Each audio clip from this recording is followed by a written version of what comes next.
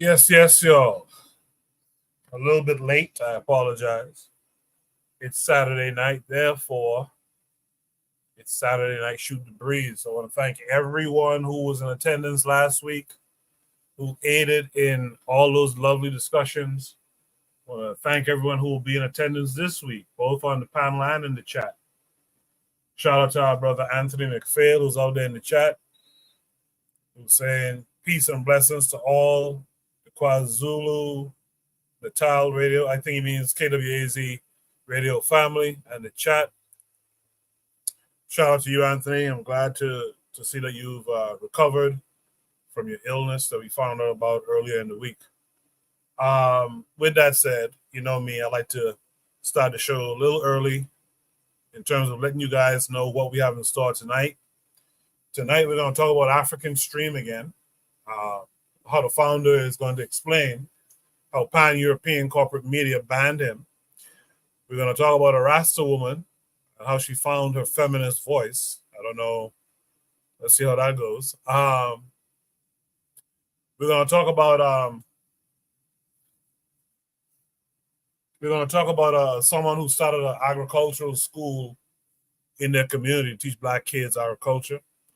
We're going to talk about how to start small, literally.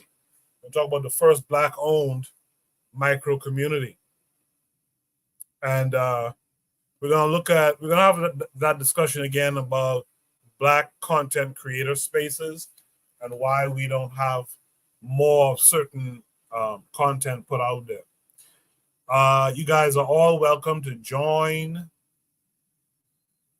You guys are all welcome to join the panel tonight. The link is at the top of the chat, pinned there. Shout out to Daily Affirmations by Pauline saying good evening. So what I'll do now is start the show officially. And on the other side, I will drop Shoot the Breeze topic number 1, introduce any and all of our panelists. In the meantime, you guys do me a favor, hit the like button, click the link and share it to your social media, email a couple of friends, invite someone. Invite one person tonight to come and join the discussion. They don't have to come on the panel. Just join the discussion. So you guys, in the meantime, do stay tuned.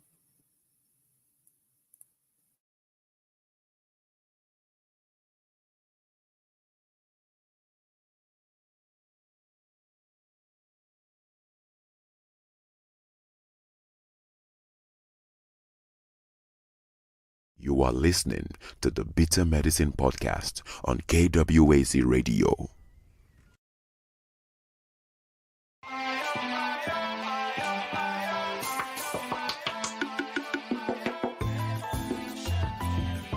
Welcome to the Bitter Medicine Podcast, where it's all about Black empowerment.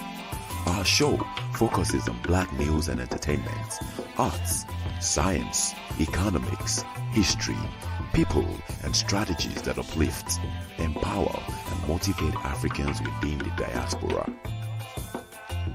And now your host, whose favorite color is black, Goku.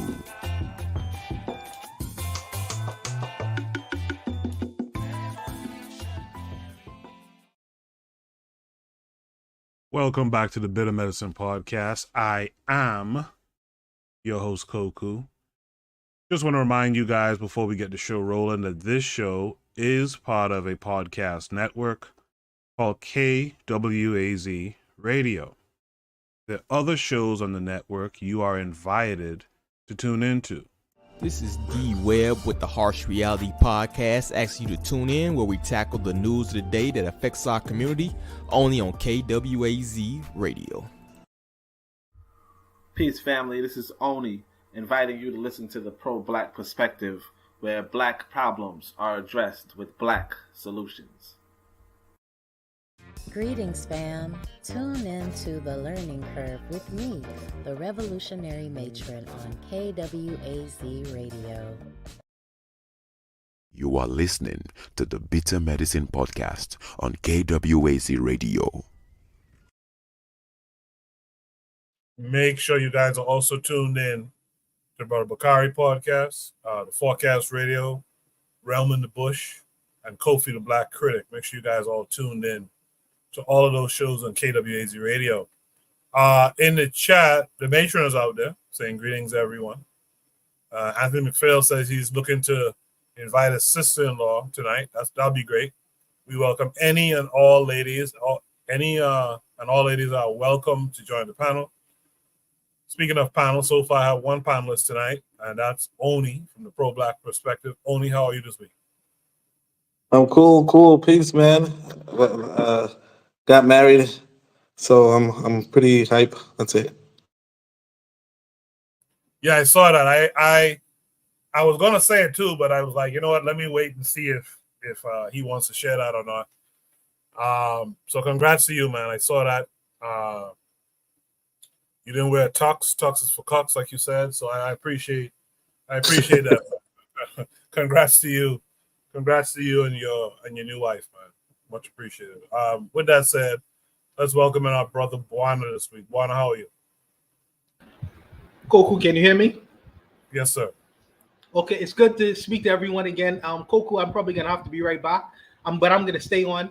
Only congratulations, brother. You know, I know you'll be a great husband because you're a great dad. So just do your thing in Tanzania and just get that money. You know, I'll leave it there. I'll be right back, Koku. All right. Appreciate that, Buana. And as always, thanks to you two for coming through.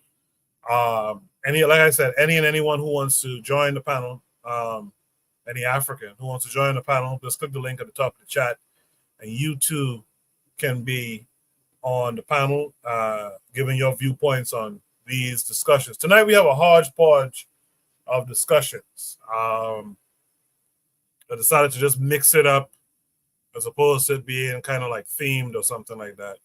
So let's go to Shooter Breeze topic number one. Shooter Breeze topic number one says African Stream founder explains how pan-European corporate media banned him. This came, of course, with a link. Let me share my screen with you guys. So here we are. So Ahmed Kabalo is the founder of African Stream. He's talking to Shakara. I reached out to African Stream, didn't hear nothing from him, so it is what it is. What we'll do is we'll watch the video and then we'll discuss it. But we know that when you step out and when you expose imperialism, there is a price to pay. And I think, you know, it's clearly politically motivated. It happened just before the US elections are about to take place.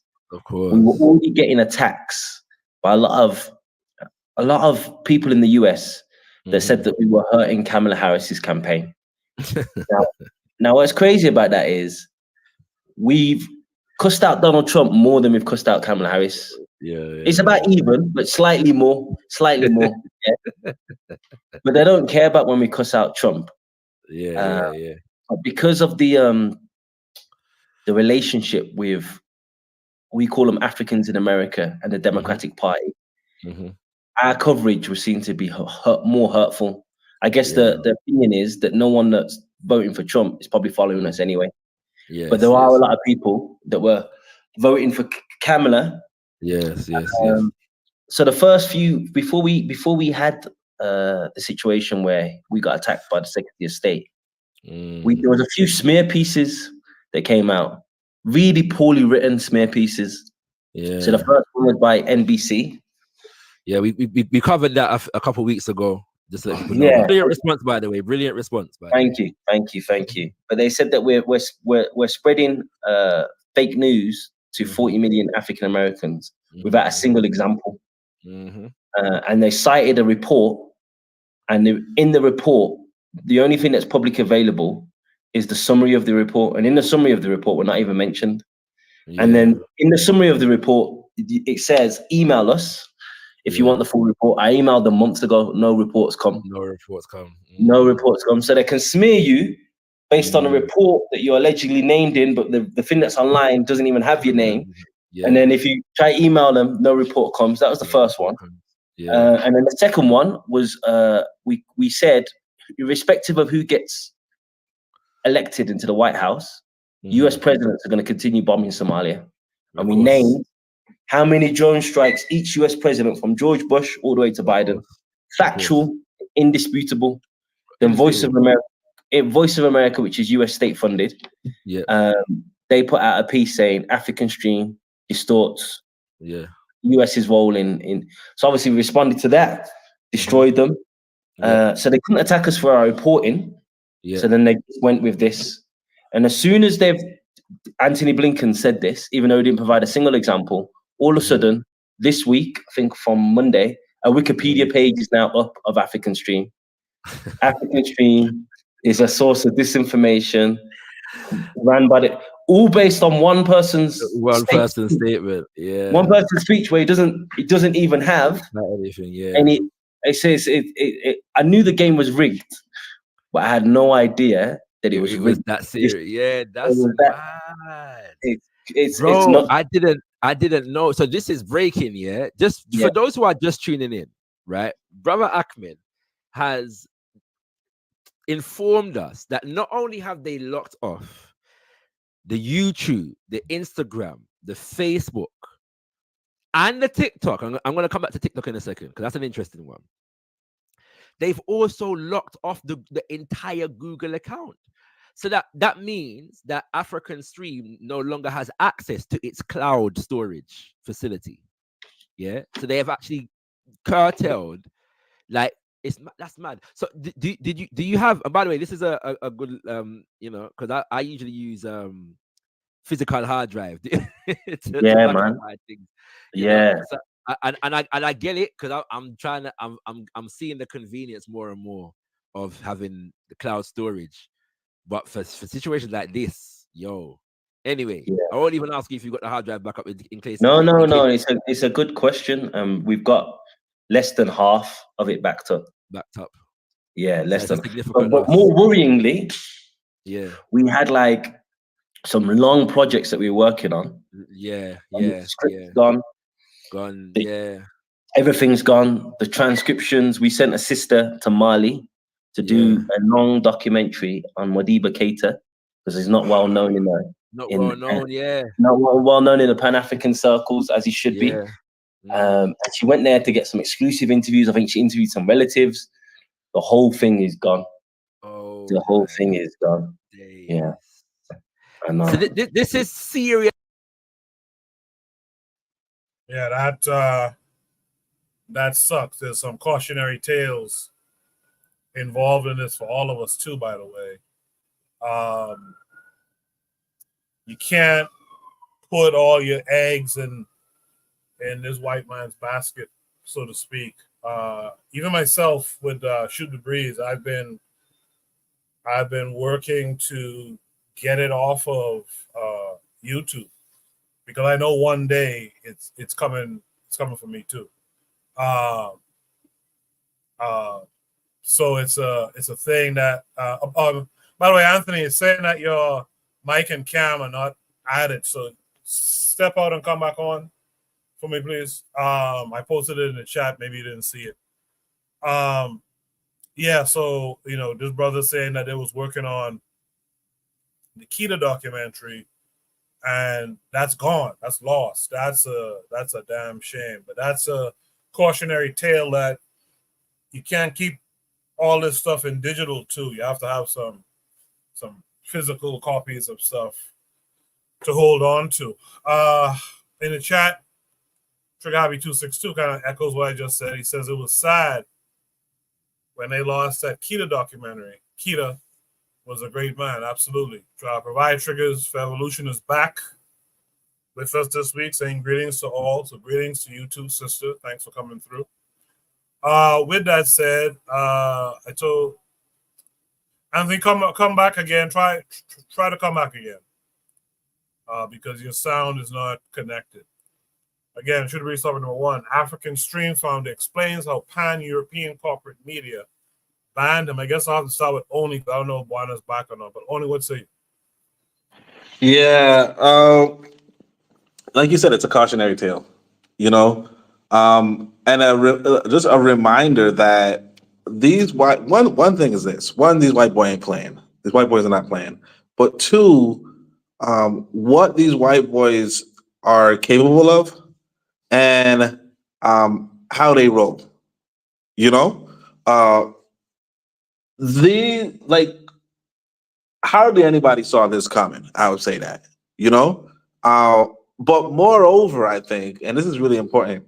You know, I can't remember who said the quote. I think I quoted it on Twitter recently, but brother says, one of our ancestors said something like, "If the enemy is not doing anything against you, it's because you're not doing anything." And Africa Stream was doing something, and this white boy shut them down. And it's just a big reminder that a lot of because one thing that we're going to see, especially on KWAZ radio, is how a lot of us are blacklisted. A lot of times we can't get the numbers up for whatever reason. We can't appear in the algorithm. I'm not saying that we can't, but it's a little bit harder than most people, right? And I mean, of course, some of it is regarding advertising, so on and so forth, but also not regarding advertising. In the sense of, I remember I was on, I think it was Amazon had like a program where you could like, make digital art, and I guess like make posters and all that kind of stuff. Like it's a program, whatever. So I applied for it, and I got rejected. But it's just a big reminder that you're on another person's platform, and they can do whatever they want, and they can push whatever agenda they have for your people. And you just got to go along with it. The only platform that didn't censor Africa Stream, it seems like it's X or Twitter or whatever, but Twitter has its own thing going for it. A lot of people didn't pick up on it, but after Elon Musk purchased it, you're getting a lot more conservative, Republican, far right, fascist material. You're getting a lot more of that in your face, and you can't get around it. And I mean, I don't know if you can block. I mean, I hear some people block Elon Musk, but I hear there's some penalties for that.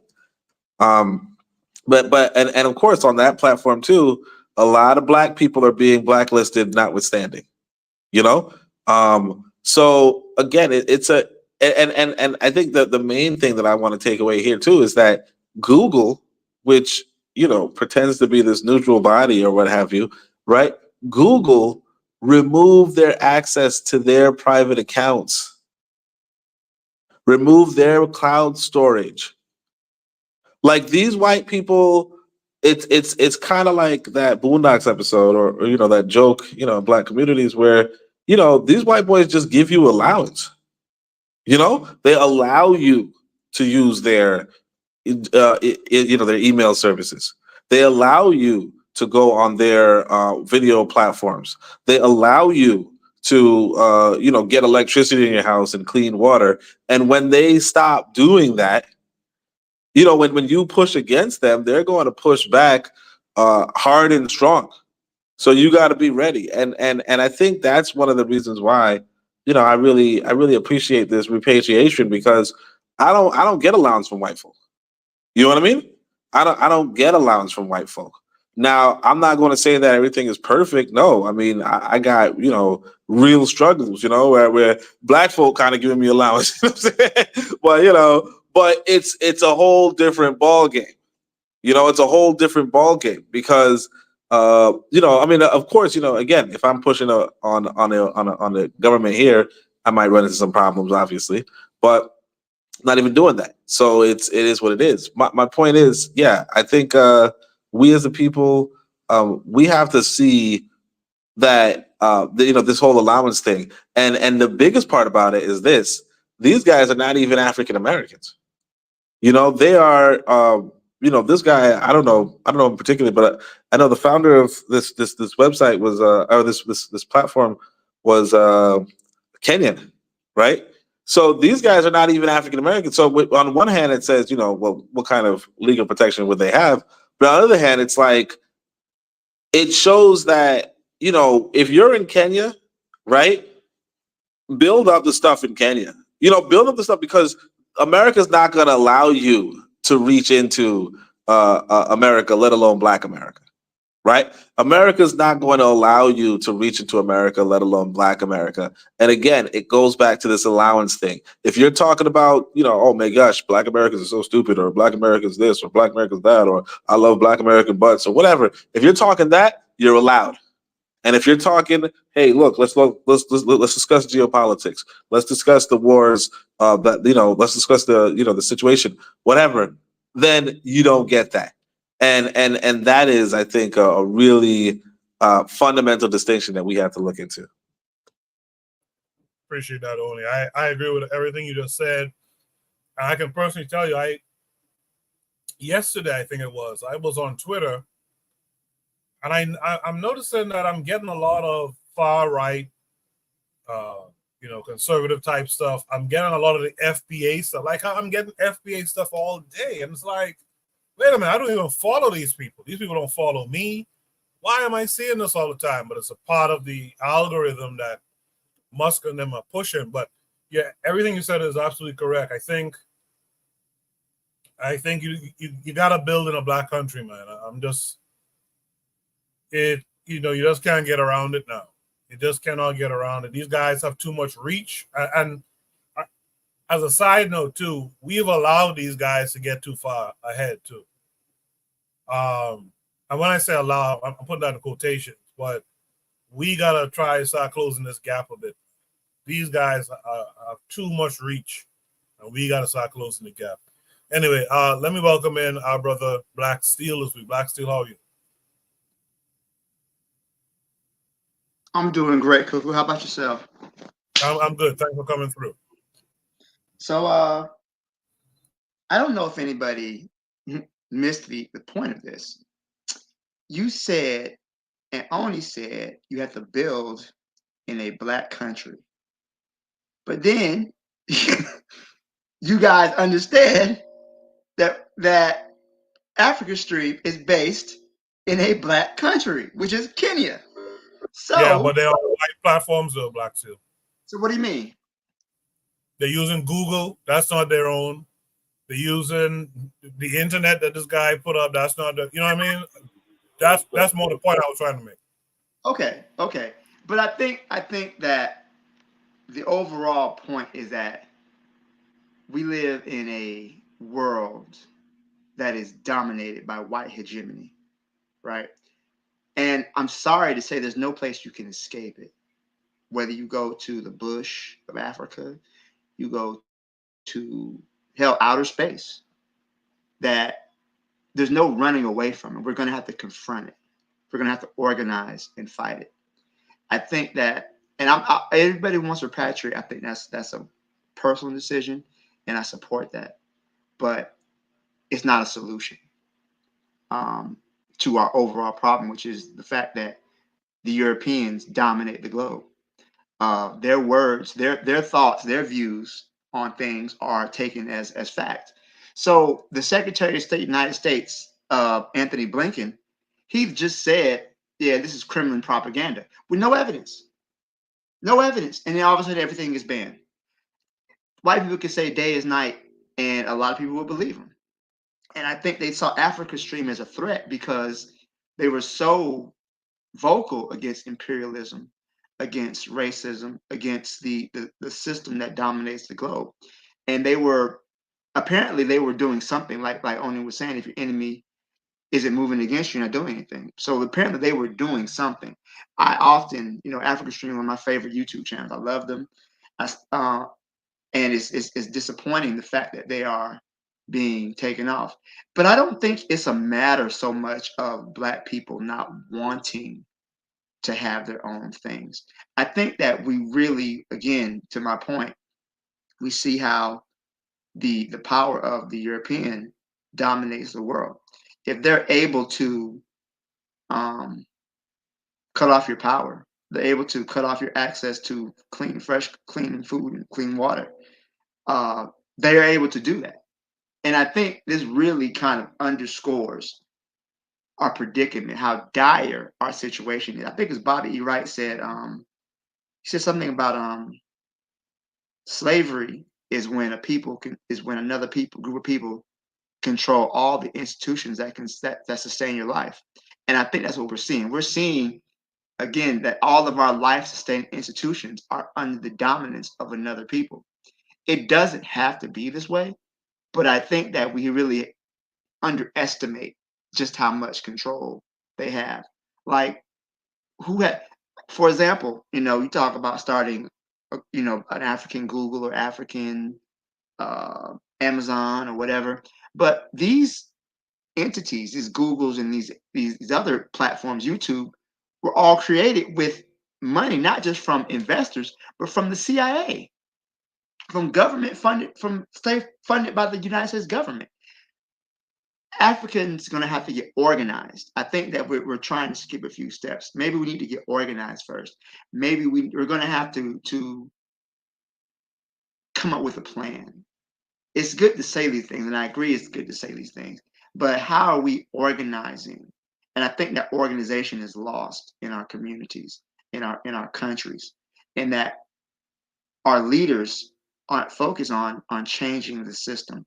They're focused on getting this money, as much money as they possibly can, and looting the bank. Well, you have African leaders who have to go to Europe because they don't have the hospitals in their countries for the procedures, while they loot the country blind. So to me, it's something that needs to be handled. But I lament, and I'm saddened by the fact that LIVESTREAM is under attack. But it's under attack for a good reason, which is because they're actually telling the truth. I still follow them on X, and I try to follow them on. Are they off of TikTok? I don't know if they're off of TikTok, because I think I follow them on TikTok as well. But Yeah, they're on TikTok. Okay, so I still follow on TikTok. But look at what happened with TikTok. TikTok is trying to be banned by the U.S. government too, because they weren't parroting the State Department's point of view. So, but China is taking them to court for what they're doing, because they feel like they're trying to infringe on their freedom of speech, and they're trying to force them to sell TikTok to investors who, for whatever reason, feel as though they'd be more favorable. Never mind that TikTok put so many of the atrocities on display that were going on in Sudan, in Ghana, not Ghana, in the Sudan, in Palestine, and all over the world. They put them on display to where you can't hide anymore. Your narrative of what you're doing to the world is not going to be acceptable anymore.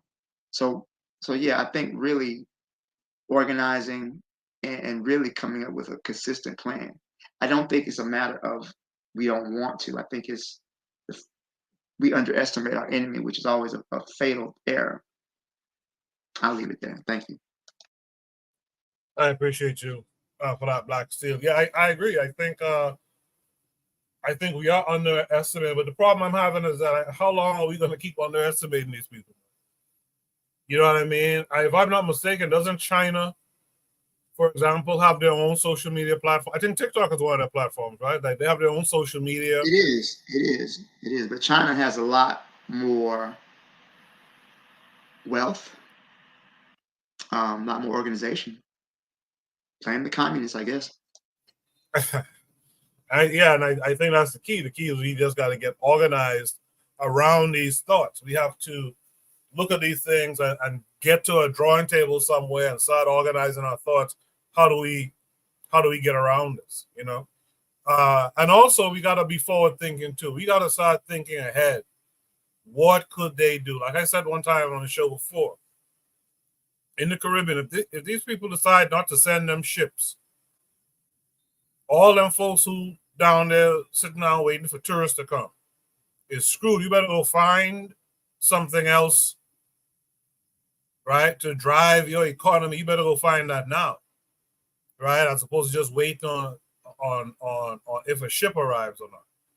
So we gotta be a little bit more forward thinking. I think in the chat, the matron says they block anything that impacts the consciousness of Africans. Pan-Europeanism is the order of the day. They can take away anything they give you. Trigger Happy had a lot to say, but he says here, Black Steel, apparently the the owner of African Stream, mentioned that TikTok is based in Scandinavia, as well as, it's based in Scandinavia as well. So that may be a reason. Again, that's what he said. He said, and then Trigger says China is a state, African Stream, organization at best. Yeah, we understand China is a state. We understand that. That's not the comparison, really. The comparison is, where is our state with power? Where is our state that's been organized to thwart this kind of thing? That's what the conversation really is about. It's not comparing African Stream to China. With that said, let's welcome our boy Anthony McPhail this week. Anthony, how are you? Hey, what's going on, my brother? How you doing? Good. How are you? Can you hear me pretty good? Yes, sir. Okay. Okay. All right. I want to say this, man. I'm gonna come at this angle right here. It is not against what anybody said, but okay. Let's start with African Stream. Okay, with them brothers there, and I listen at them and all of the great content that they putting out. But okay, but like it's already been mentioned by both of the brothers, by all your brothers. Okay, you broadcasting on their airways. Right now, we on YouTube. You know what I'm saying? This ain't shit. But what I'm saying is this right here. Okay, like we got a brother, we got Dr. Obadale Kambone. He got his own thing. A BB Toomey. And you can say, well, that's it's his independent thing, it's more decentralized, but it's still, you got to go online. I think that we forgetting one of the most important things. Okay, right now, Koku, I got your phone number. You know what I'm saying? One of your phone numbers. I could call you. I did one time, but you didn't get a chance to talk to me. I could call you on the phone and we could talk about stuff. But besides that, guess what? What we can also do, I'm talking about for us, the black brothers here who live stateside here in America. We ain't got to get on the phone. We ain't got to get on YouTube. We ain't got to get on the internet. You know what we could do to talk about our issues? We could meet. We could all get together and meet. Hey, man, let's meet in New York City. Let's meet in Virginia. Let's meet in wherever we are, whatever convenient. I live in Louisiana. Okay, I got family in Georgia. I go to Georgia sometime and I stay there. I could go up to Virginia where forecast at. I could, that ain't that far. I could drive 250 miles and I can go up to New York City. We can have a meeting. We need to have a meeting there between us and talk face to face. With our brothers like Pan African Stream, excuse me, I'm still suffering this flu flashback. Okay, what our brothers on the cousin nigga do? Okay, you live in Kenya. Let's have y'all brothers have a Pan-African meeting in Kenya. You know what I'm saying? Or y'all brothers have a Pan-African meeting in Addis Ababa. Or y'all have a Pan-African meeting in Ouagadougou. You know what I'm saying? Or in Bamako. Wherever. Y'all come together over there and have a meeting and discuss your business. Because we really don't need to be putting our business out over there anyway. No talking, letting them know everything we talking about. Excuse me. Even I know, like I said, they doing great content and they try to inform all our people. But we all black people, we always been the people that found another way around the corner to do what we had to do. Okay, the mainstream shut us out. The white folks, these Europeans don't want to let us use their shit. What we did, we snuck in the back door, or we went another way. Our people on the continent could talk among themselves, meet at a designated area and talk among themselves to get that message out. And you know what? Okay, let's send somebody over here to the UK and talk to Brother Shakara. Let's send somebody over here to the US and talk to Brother Koku. You know what I'm saying? Let's send some brother over here in other parts of the black world, the diaspora, and talk about this. And we doing it clandestine. We talking among ourselves. We ain't got to let the whole damn world know what we doing. You know what I'm saying? I'm not arguing at nobody, but I'm just saying it's another way beside that. We don't have to depend on these media outlets that they have. They shit. We need to meet. I ain't never seen Koku. I ain't never seen Black Steel. I ain't never seen Buana. I ain't never seen Pro Black Perspective. You know what I'm saying? I ain't never seen a real black gentleman. One day we got to meet. We got to all meet up and we need to talk. And we just sit down and discuss stuff. Whether y'all gonna come down here because y'all all invited here. I got a nice house. Or we gonna go to KWAZ, or we gonna go to Black Steel, or we just gonna find us a place, a hotel, whatever, put our money together and go and meet and talk and discuss our stuff. We ain't gotta discuss our stuff in front of the world. YouTube ain't got to hear our shit. We can talk about what we gotta talk about together. You know what I'm saying? And our brothers in the Caribbean, and in Central and South America, and Africa, all get together and talk about their stuff together. And you know what? And we can all get a designated meeting place where we can all go and talk and discuss it, whatever, when we got to do our global plan. We ain't got to be on social media. I mean, it's always another way to scale a cat. You know what I'm saying? Yeah, these airways, colonize, it's they shit. I mean, if I'm the American government, I'm any colonial imperial government, I'm going to do the same damn thing. I ain't going to let you get your shit across. You know what I'm saying? We got to think outside of that. We got to say, hey, look here. Hey, we can't, matter of fact, we don't want to be dry snitching on our goddamn self anyway. You know what I'm saying? We need to come together. See, that's the bottom line. We got to stop talking to each other on the phone and on the internet, and we need to meet face to face. I'm always reminded, I know Black Steel probably remember this. It's a picture, it's a photo. This was from 1970. It was after Huey P. Newton there when they was in Algiers. Him and some of that part of the Black Panther Party was in Algiers. They had a big meeting in Tanzania, Dar es Salaam. Look here, they had Brother Imari Obadele of the Republic of New Africa. They had Robert F. Williams. They had David Sabeko of the PAC.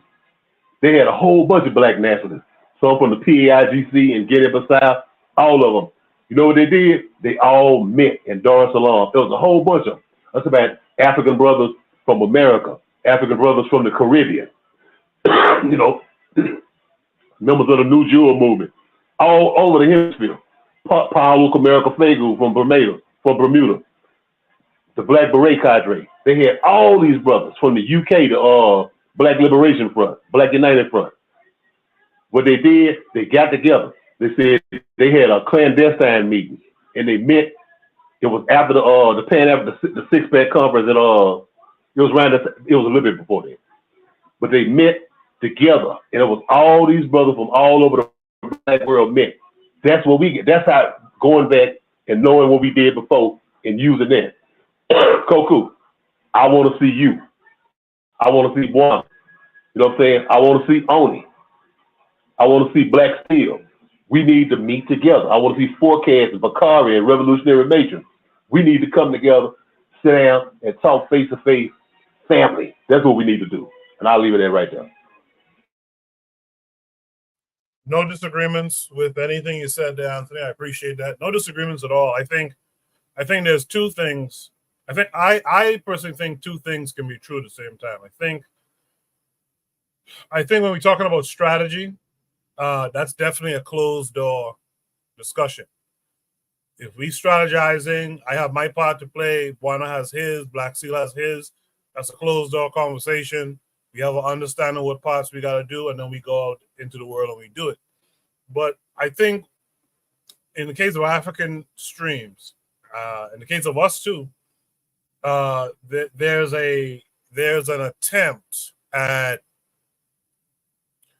kind of countering the propaganda that's out there. And while you can do that, and you should do that in your behind closed doors, there is a part of it that has to be done by, for the masses, so to speak. You have to put out something on a mass level. And so I think what Anthony is saying is true. And that's something we should work on too, as a matter of fact. I know this brother Shaka Zulu always talks about that on Brother Bakari's show. So shout out to Shaka. That's something that we should do. We should be meeting up in person. But we also have to push propaganda too. Positive propaganda, against what's being pushed against us, right? With that said, let me see if Buana's back now. Buana, are you there? Yes, I'm here. Can you hear me? Yes, sir. Yes, sir. What are No, your no, thoughts? yeah. So in concern to what Anthony just said, I already didn't have that in the works. My thing is, to invite all your brothers here. That means y'all can meet my backyard. We can make barbecue and all that shit. Like, but I'm not driving y'all all around the Bahamas. So I'll have to leave that with Koku. Koku have to work with the transportation because I'm not taking y'all. No, I'm not doing that. Y'all can have a nice meal. We can have barbecue and shit like that. I'm not taking. And needless to say, we do need to meet, and it'll be good. I really had plans on seeing if I could to touch bases with Brother Kari in Atlanta, and if I'm in Atlanta in the South, that means I could easily go to Louisiana. That's no sweat. These kinds of things, but these are individual things, and I think that Anthony is talking as a group, and that is a necessary thing, and that's something that collectively we must work on. No doubt about it. You have to get past the point of having these kinds of dialogues and discussions. But since we're on the show, let's talk about the issues. So, in reference to what these brothers are talking about, I would say that first of all, one of the things that we need to be aware of is we talk about financial literacy, but there's a technological literacy that we need to really catch up with in the world, especially when we want to be in an information game of sharing information and using these technical devices to educate our people. There's a man named Julian Assange. Julian Assange. Julian Assange was a huge threat against the state because he decided to tell the regular, not only American public, but the Western public about the deeds of what was going on in the Middle East, in particular with the American military, and what it was actually doing over there. And, and there was a big issue and hoo-ha over him being sent to jail, and the whole idea of freedom of speech and what that actually cost him. This freedom of speech game you play at very high stakes, especially when you try to inform the Western regular person, man on the street, try to educate him and properly inform him. That's a big, dangerous game that you play. I think that either Anthony or Oni mentioned the fact that the Blinken ship don't want outside forces to pair in and try to educate Black Americans. Because that's a protected class when it comes to the outside world, the outside brothers, the Black world, trying to inform the regular Black man on the street and in the streets of America. The American government says that is a protected class. So we don't want y'all to infiltrate with y'all information and tell them certain things of what's going on in the outside world. It's the same idea of when during slavery, when there was the Haitian Revolution. The Haitian Revolution was happening in Haiti. The slave masters didn't want the slaves to know what actually went on in Haiti. They kept that situation very hush-hush. They didn't want that information to spread among the ranks of the slaves within America, because they may be inspired by these kinds of ideas or what was going on outside of America. But it's interesting that the American government decides to protect them in those regards. But in the streets of America, Black Americans are not a protected class, even though they should be, considering that they are only 13% of the population, and they are surrounded by a hostile group of Europeans, very hostile towards them. They should be considered a protected class. So they don't protect them within the borders of the United States, but externally, we want to protect them from the information that gets to them. That's interesting. It's funny. I also want the whoever's listening to look up. There's a brother named, his name is not brother. His name is Edward Snowden. Edward Snowden. He wrote a book called Permanent Record. Anyone who could get their hands on an audio book or book, read that book, Permanent Record. He details how the American government uses information, stifles information, and how the technology around it. That's a very good book to put your hands on. It's called Permanent Record by Edward Snowden. You know, the war for information is something that is very, very important right now in the world right now, and they want the regular man on the street to remain uninformed and extremely ignorant. Why? Because they could be propagandized. The less informed a person is, the less informed or the more ignorant a person is, the more he is able or capable of being propagandized about the world around him. You know, so there's this big brouhaha over information. This brother right now, let me just say, African Streams is actually up on Rumble. It's still up on Rumble. It's still up on Rumble. But now these European corporations collectively decided, whether it's TikTok and all these other corporate media houses, decided that we're going to collectively take this person out of the sphere of providing information to the world. And they was able to do that. They was practicing pan-Europeanism. Yet on every YouTube stream that we on, you know, we are taught that Pan-Africanism is a bad thing. In fact, Anthony Blinkenship knew that African Stream was a Pan-African website, and it goes against the interests of Pan-Europeanism. So what did they decide to do? They band together and collectively decided to get rid of it. There is an example in that whole strategy. They band together, despite the fact that corporations are taught to compete collectively and on the basis of money and economics. They still band together. They say that this is bad, you know, for the overall scope of architecture of white supremacy and these ideas in the world. You can't go against the notions of pan-Europeanism. You can't tell the truth on our platform, not using our platform. You know, you got to do that somewhere else. So these guys have collectively decided as pan-European corporations to band together and say, not on our platform. And they are right for doing it.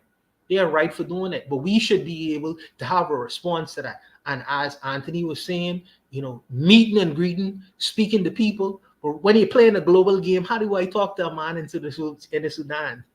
How do I talk to a man in Jamaica, even though he shares my views and ideas and thoughts? You know, so we have to be able to exercise technological literacy and look at the Chinese and find out how they are able to infiltrate and pass the information around. Not only the Chinese and the Russians, the Indians. The Indians have been able to corner the market in this technological industry. You can't stifle the information because they are the helm of technological expertise. You know, the American, the West requires a whole lot of Indian labor, to work in as far as technocrats in these corporations. So you can't stifle the information. It'll be very difficult to. They already know how to get around the technological animals. And I think that this is one of the other industries we need to be vested in, not only in the financial, as far as the financial arena, but also in a technological arena, because we are in the battle of ideas. And at the end of the day, what can control the world is who idea gonna win over for the rest of the world. So if the Americans are able to send out their messages and set out their ideologies around the world, they will win that game. So everybody could be talking like the FBA and ADOS people in this nativist language. If we don't play the game right, you know, so we gotta. Well, go ahead, brother. Go ahead. I'm sorry. Go ahead. I want to respond. Is it cool, Coco? Yeah. Go ahead. Okay, Buana, I want to hear the new voice of the Bahamas. The new voice of the Bahamas broadcast to the Caribbean, broadcast to Jamaica, broadcast to Barbados, to St. Lucia, to St. Vincent and the Grenadines, and to all of the Bahamas. The new voice of the Bahamas broadcast, the independent radio station, Pan-Africanist radio station from the Bahamas, from Buana Hagaziki or one of his homeboys, broadcast out of the independent black country to the rest of the Bahamas. And you know what?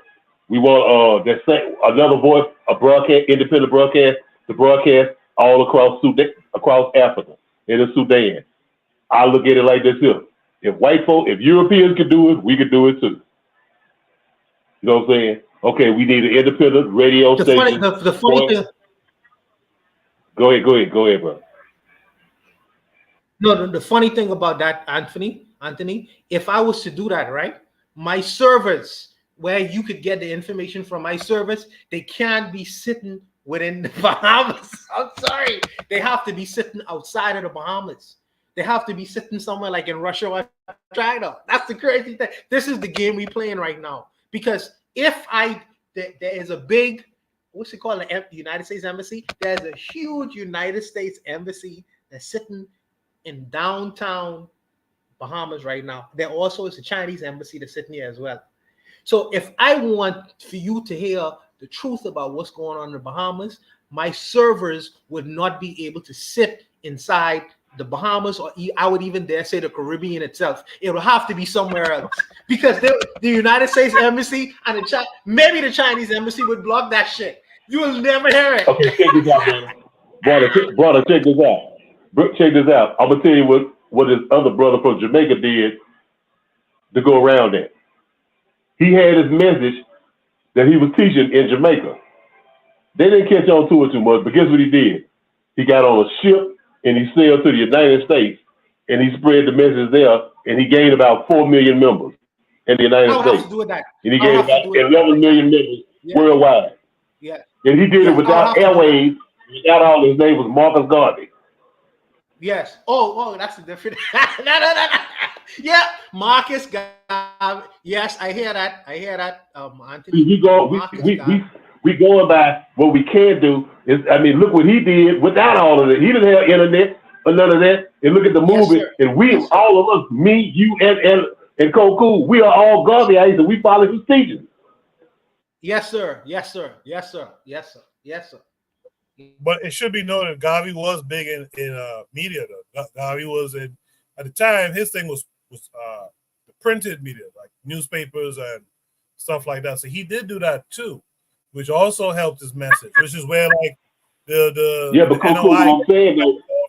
Koku, what I'm saying, he had the whole government stacked against him too, but he still did his thing.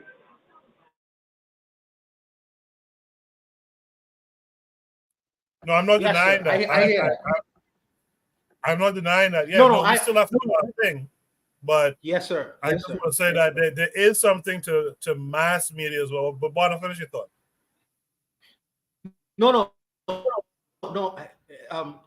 Anthony is just giving me the responsibility, and he's reminded me that if Garvey could have done it without the resources that we currently have, we need to find a way as well. So I hear that, and I respect that, and I'm working on it. Let me put it like that. I'm working on it, Anthony. I'm working on it.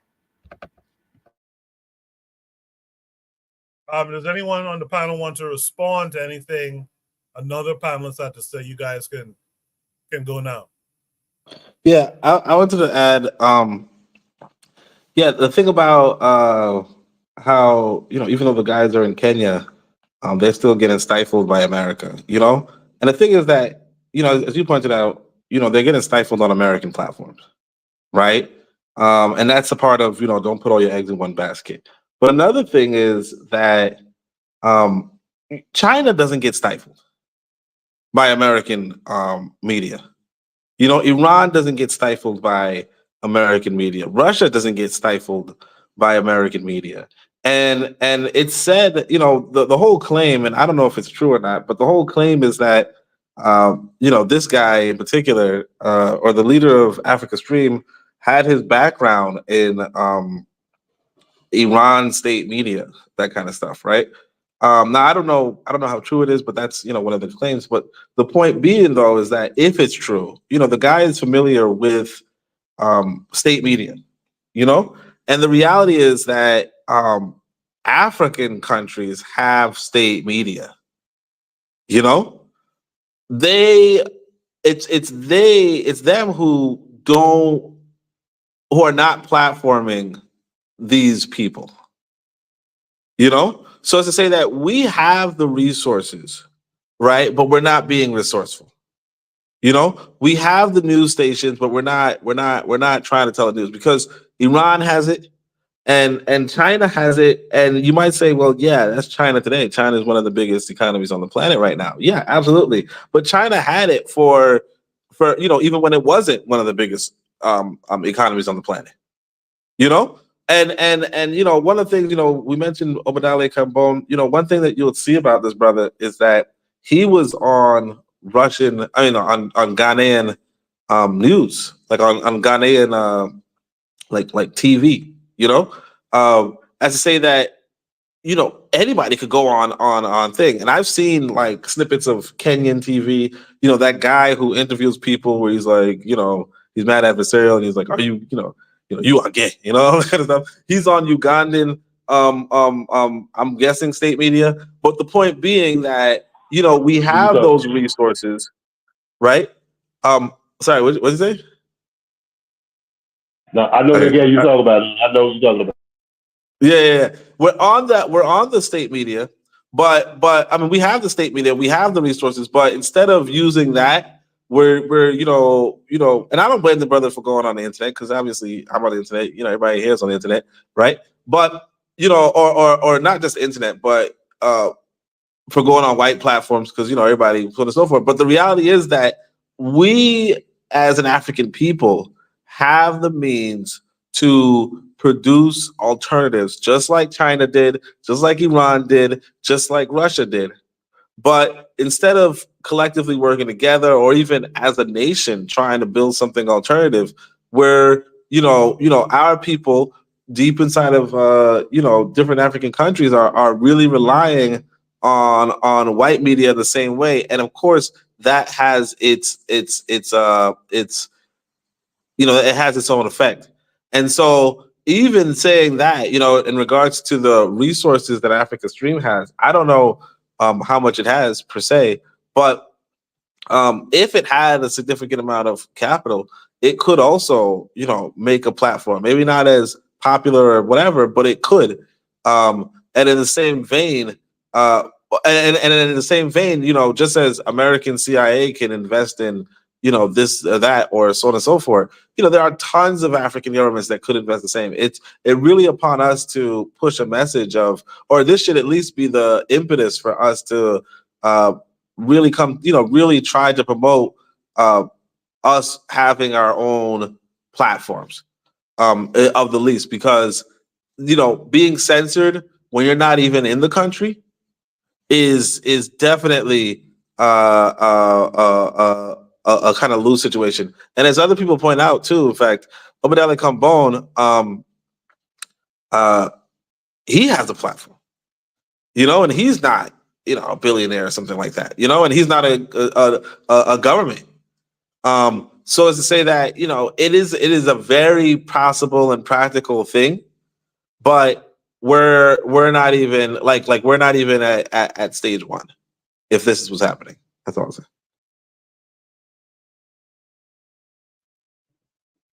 I guess there's no other thoughts from anyone. Hey, Coco, would you see is Mika on? I called her. See if she's on. No, she's not in the backstage yet. Not yet. Okay. Shout out to Brother Bakari, who's out there in the chat. Shout out to KW Dawn 7, who's out there. Shout out to Jose, who's out there. Shout out to Kofi, the Black Critic, who's out there saying, hey, family. Shout out to you guys. Make sure you guys are subscribed to everyone on KWAZ Radio. As we all try to make something happen similar to African Stream in the future as well. Last thought from Trigger Happy, he says, African Stream probably wants to push the information to the masses of people, be it, but I don't think there needs to be a collaboration with a social media platform that is Black to build it for the future. All right. Good discussion. Something to Coco, one second. African Media Stream. If he, what Ahmed Kabolo, whatever his name is, what he can do is to share his format, his formula in terms of getting eyes to his, or drawing eyes to his platform, share it with other Pan-Africans. Share it with other Pan-Africans on these kinds of panels and shit. So there'll be so much targets towards the US have to be focused on. You decentralize. We was talking about this last week. Give me your recipe and how you got all the eyes to these platforms, and then it'll be so many different targets. It'll be very difficult for see when you centralize yourself, you make yourself just a one target. But when you decentralize, there'll be so many different people because we'll be sharing our information across these media streams. Then who do you hit? Who do you hit? Who do you hit? Who you target? You know, so I think that you need to the brother need to share his original spicy recipe with the rest of the Pan-African world, and then we could use that recipe to get more eyes and draw it to our platforms as well, to grow our platforms, and then we, you know what I mean? So that's where I stand with. I'll leave it there. I appreciate that too. Thank you for that. Thank you for that discussion. You know what? Let's go to Shoot the Breeze topic number 2 tonight. But this is something to keep our eye on as well. Should be topic number 2. Change of conversation. It says Rasta woman finds her feminist voice. So should be topic number 2. Rasta woman finds her feminist voice. This came with a link that's going to take us to YouTube. We'll watch the video as always, and then we will discuss. Or a perspective on the program. And my guest today is a woman whose book in English, published around a year ago, has been so successful, it's now been translated and is being released now as well here in France. Launched later tonight, in fact, at the Maison de la Poésie here in Paris. Sophia Sinclair's How to Say Babylon, or Dear Babylon here in France, is her story as she tried to break free of her very rigid Rastafarian upbringing. She and her mother were ruled by her father's strict patriarchal views and repressive control, but she broke free to find her own voice as a woman and as a poet, and she joins us here on set. Thanks very much for coming in to talk to us today. Hi, thanks for having me. Tell us about that upbringing in Jamaica. I mean, how hard and strict was it?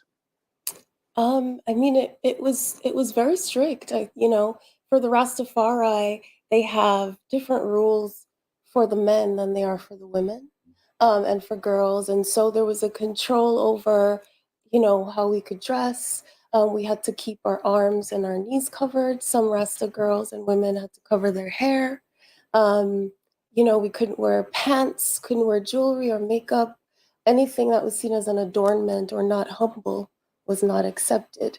And so, you know, the restrictions became quite difficult, you know, the older I got, because I began to question some of those rules and why they were different based on my gender. Yeah, the Rastafarianism, I mean, it's sort of against corrupt Western influences, against Babylon, isn't it? Yes. And so for the Rastafari, Babylon represents anything connected to Western ideology, to colonialism, imperialism, slavery, anything that they see as oppressive to the Rasta brethren or the Rasta family, they call that Babylon. And did it go as far as being a violent upbringing, would you say? I mean, I would say sometimes things went to the extreme in the ideology, and my father had a lot of fear that Babylon would become a corruptive influence. And I think he became very protective of us, which manifested itself in different ways. And in modern times, you've been able to make kind of peace with him, haven't you? I mean, was that difficult at the time, or was it something that you felt naturally you wanted to do? No, I think it was a natural thing that happened, you know, with some time, with some distance, and having the space to kind of decide for myself the kind of woman I wanted to be able to be in control of my own autonomy, to be the author of whatever vision I had for my own future, gave me, I think, the voice I needed to say to him the things that needed to be said, and the things that needed to be written in this book. And I think, you know, then he was in a place to receive them. So I think there was a lot of growth for both of us Yeah, to get to that place. You started off talking a little earlier about how, you know, you started to rebel, as it were. How did that manifest itself? How did that begin, and how did it grow? I mean, a lot of it really began with writing and with poetry, because growing up in a household where I was often told, you know, a woman's highest virtue was her silence and her obedience, I didn't often feel like I had a voice. And it was through writing and through poetry that I cultivated that voice and nurtured a self, that also came with little seedlings of doubt of, you know, what I was being told, or questions about what was happening in the household.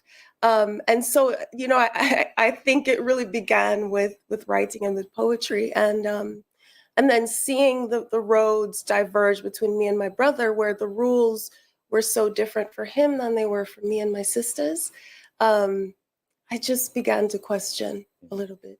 And does it surprise you that you've been able to carry it forward in the way that you have, to the extent now where we're seeing your book being shown on the television channel? I don't know if surprise is the right word, but I am, you know, really grateful, and it often feels very surreal, because I think of that young girl in Jamaica, in that small seaside village in Montego Bay, and, you know, she just wanted to be able to make for herself what she would become, and had dreams for writing poems, which is probably the most unlikely thing I could be. And so it is sometimes surreal, but I feel very, very grateful. And you were helped a lot by your mother, weren't you? I mean, she used to do things to encourage your writing. Yes. When you were younger. Absolutely. You know, I often say I owe so much of this to my mother, that I wouldn't be sitting here talking to you if it weren't for her. She herself had always been a lover of literature, a lover of poems. She kind of got books wherever she could find them. And she shared that love with me and my siblings. And yeah, through her, I discovered how expansive literature and language can be, and the power of literature to really change a life. So if you read the book, what do you think people will get out of it? Well, I hope, you know, they would come away with a more nuanced understanding of Rastafari history and how it intersects with Jamaican culture. I hope that they would have an idea of Jamaica now that goes beyond the postcard paradise. I would hope that they would see a portrait of a young Rasta girl, of Jamaican womanhood, and something that really complicates the idea of Rastafari, which I think is a very male-centered one. And to give a view of what real ordinary Jamaican lives are like. This is what I would hope. And for anybody who ever grew up in a household, or who today feels that their voice is stifled, or they're not in control of their own autonomy, if this book reaches even one reader who needs to hear that, that your voice has power and what you have to say is important, then I think I would be glad. So having that story, writing that story, now publishing that story, and having that message out there, if you like, Yeah. What comes next? How are you going to be able to carry it forward into your future adults? I've barely finished this one. Come on, we need a sequel, another sequel. But, you know, I'm working on a novel about Jamaican history. I mean, told over 6 centuries of Jamaican history, and I'm also working on a collection of poems that's centered around Rastafari vernacular, the particular way that they speak, by disrupting the English language and turning the words on, upside down. For example, my father doesn't say understand, he says overstand. He doesn't say appreciate, he says appreciate love.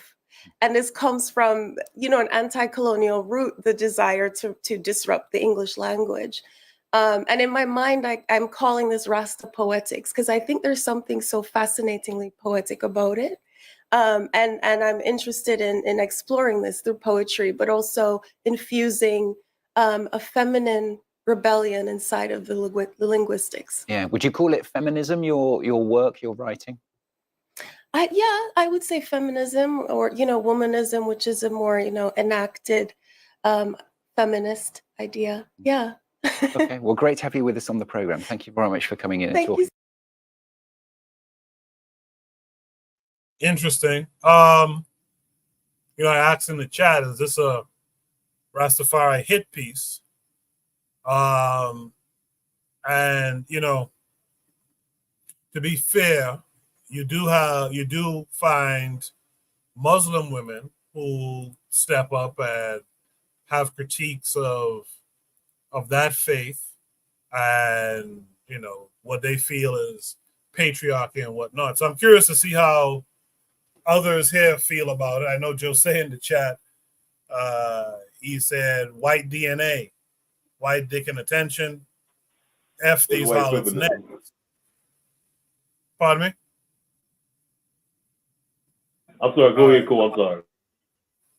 Yeah, so I'll be, it'll be interesting to see what others have to say. I wish Sister Raw was in the chat. I would have really liked to have seen her thoughts. Tonight would have been a good night to hear her thoughts on this as well. Let me start with Black Steel on this one. Black Steel, Rasta woman finds her feminist voice.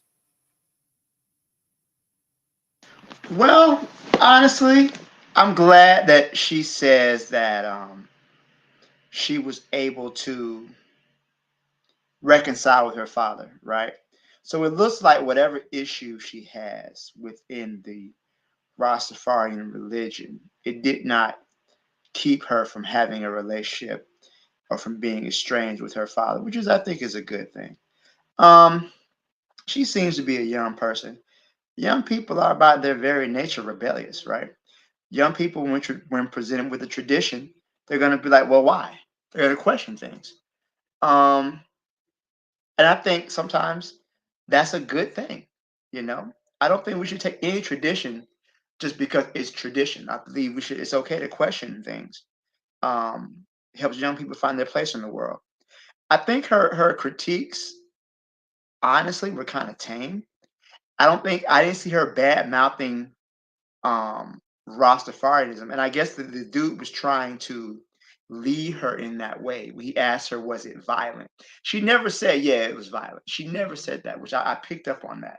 She didn't say, "Yeah, it's violent." She used very coded language, but I guess he was trying to lead her in a way to kind of paint Rastafarianism as something that's inherently violent and abusive and whatever. I don't think she said that. I think that her statements were very measured, and I think that she was just focusing on some of the upbringing. And the thing is, Rastafarianism is really it takes a lot of stuff from the Bible, and the Bible itself is very patriarchal and very controlling. Um, I think that that's a very good point. I think she started to say feminism, but then she kind of changed it to womanism, and I think that's an important distinction because feminism, at its very nature, is really about it's an integrationist movement, and it was made for white women really to gain the spoils and gain the benefits of white hegemony that white men share.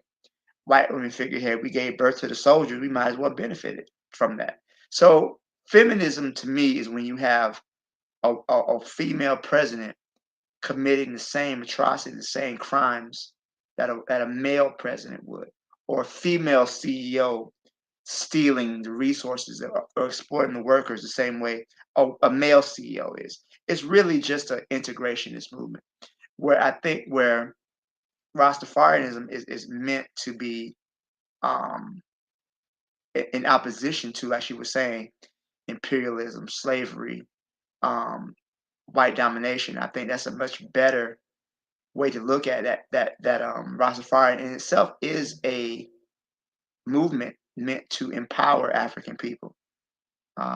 So I'll go ahead and let the rest of y'all speak, and I'll sit back and listen to what you have to say. Thanks. I appreciate that, Black Steel. Trigger Happy 262 Plus said in the chat, feminism has always been used against black people. There can be better ways at mending the relationship between black men and women without feminism, in his opinion. He goes on to say, Africana womanism is better than both feminism and womanism and has a much more holistic analysis. Our boy, Real Black Gentleman, is out there saying greetings, y'all. So greetings to RBG. Thanks for being here tonight.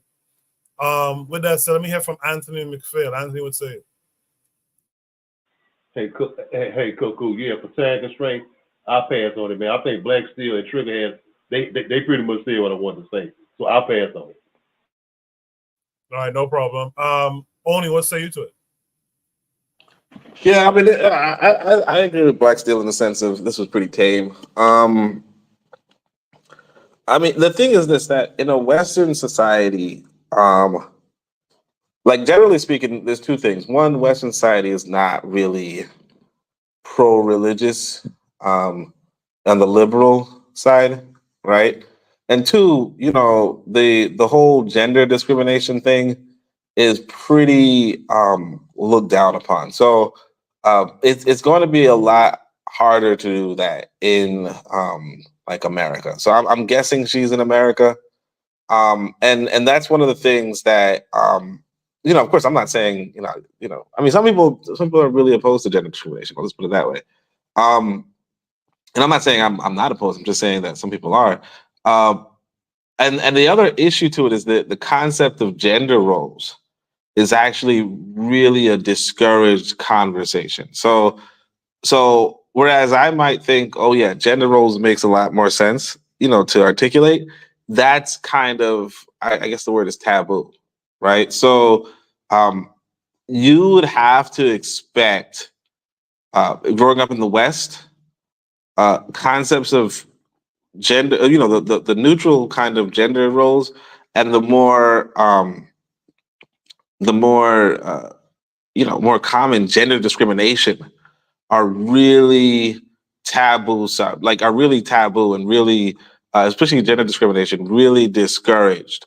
And because it is, you know, this whole religious kind of conversation is going to have a pushback, you know.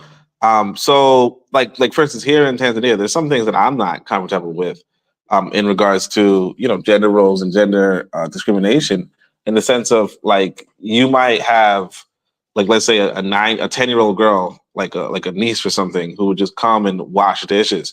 Now I'm like, come on, let the little girl be a little girl. And they're like, no, you know, this is what women do. You know what I mean? It's what girls do.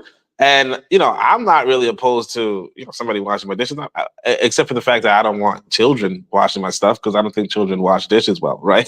That's really my opposition. But the reality is that, yeah, you know, you can definitely see that sort of, I don't want to say traditional, but that kind of, you know, distinction between boys and girls, and what boys are expected, and what's expected of boys and what's expected of girls, to be more profound in different societies or different economies. But in America, it's not a thing. And I think partly because in America, girls have really good access to economic wealth. You know, like to economic parity with boys, or with men. And because of that, you know, it's kind of like a fool's errand to discourage them from economic pursuits in America. You know, whereas in other countries or in other societies, or let's say in traditional societies, you might not necessarily find girls having economic parity with men, and so, you know, it would be better to encourage them to, you know, find better mates. In America, you know, it's like, you know, oftentimes, even in white circles, women are earning more than men. You know, now obviously not on the highest echelon, right? But, you know, on a normal level, women, you know, can potentially. So, I think in that sense, it's like, yeah, if you really do have some strong religious beliefs or some strong cultural beliefs, don't go to America, you know. If you go to America and you're like, oh, I'm going to subjugate women or something, or I'm going to, keep my traditional values or what have you, right? You're in for a rude awakening because nobody keeps their traditional values in America except for, no, actually nobody does, like the closest you can think is maybe white people, but like really they are also heavily integrated and heavily adapting of other people's cultures as well. So it really is just kind of like this. I mean, because it seems like they're in America, so or the UK, it seems, right? But it really seems like the father had some ideas, or he's trying to rebel against Babylon while in Babylon.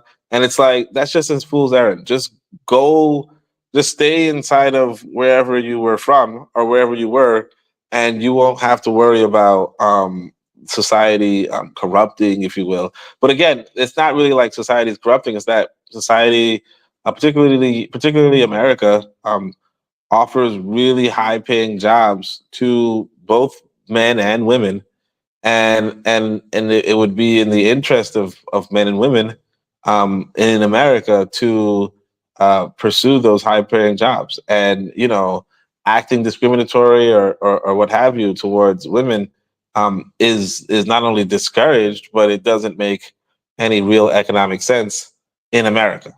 And that's and so it's just kind of like she's pushing back on something that really, it would make a lot of sense for a young lady to push back on, and that's all I'm saying. I appreciate that viewpoint. In the chat, Trigger262 says, how much of our gender paradigms changed by way of Abrahamic religions in Africa should also be highlighted, but even then, America would likely be diametrically opposed to pre-colonial Africa. Buana, you heard everything everyone else had to say. What say you to all of it? Yeah, she is a young person, and as a young person, as the brother was suggested, young people are rebellious. They question things, and she have a right to question things as a young person. Question the world around her. There's nothing wrong with that. Even it doesn't matter the gender she's in, whether it's a male or a female. She has a right to question that.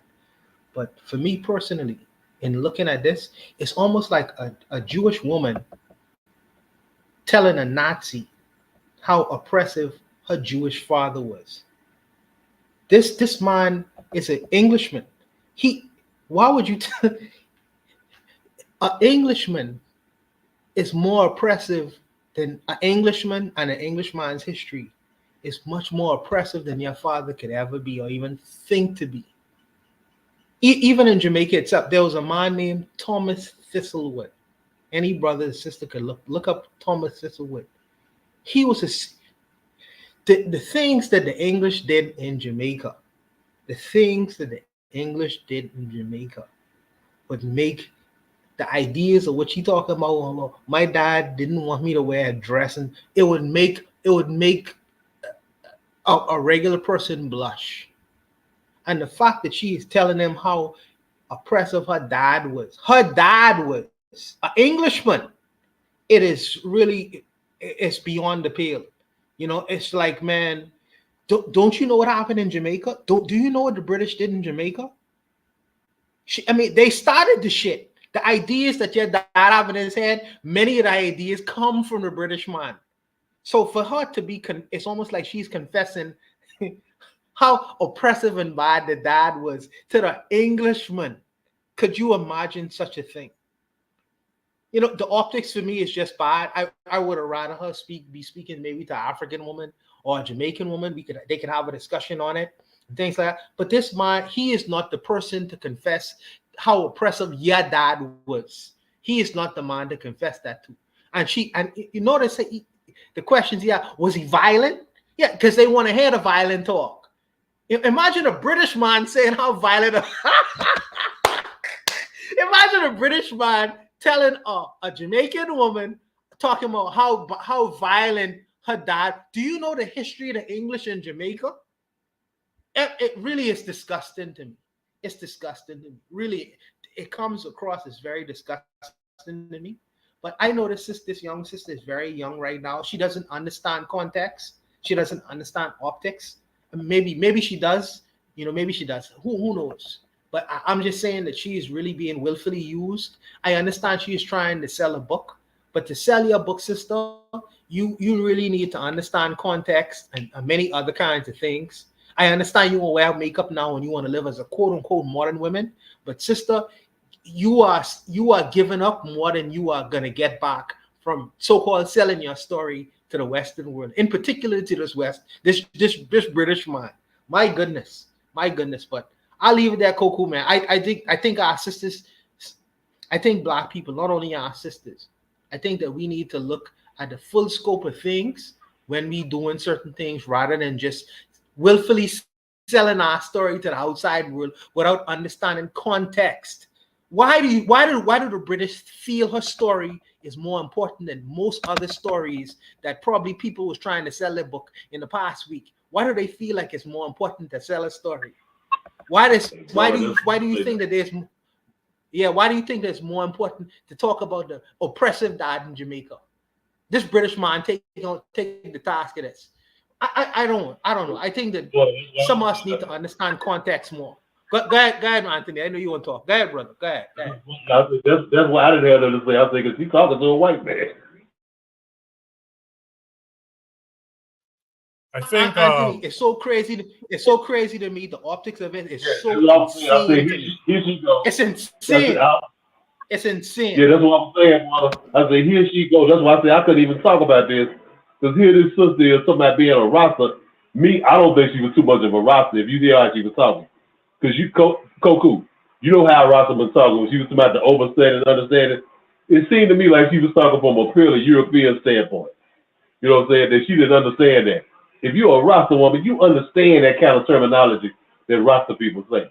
Now, don't get me wrong. I ain't saying there ain't no patriarchy in Rastafarianism, because like I said, it's tied to the Abrahamic religion, the Hebrew religion. But I'm just saying, if you just listen at what she's saying, she don't sound like she growing up in no Rasta home. You know what I'm saying? She don't sound like she growing up in a Rasta lifestyle. She sounds like a young sister who's a feminist, who's been educated by the white women, or at least by Western feminism.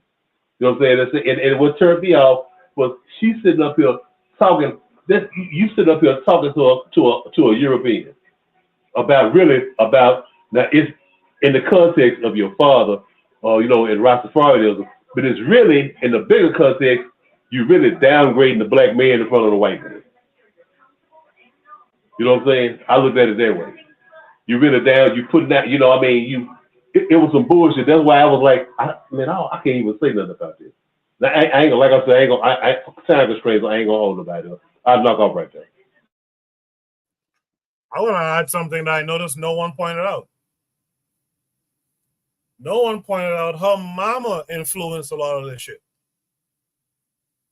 She literally sat there and said her mom inspired her and her mom pushed her to write this book, this, that, and the other. Her mama pushed a lot of this. But Koku, that's what I'm saying. I was saying, I was going to that part. That's why I was saying she couldn't have been a real Rasta. Okay, if she's a Rasta and her mama's a Rasta too. Koku, you know more about. Hey, I studied Rastafarianism. I got Rastafarian friends, but I know you know way more than I do.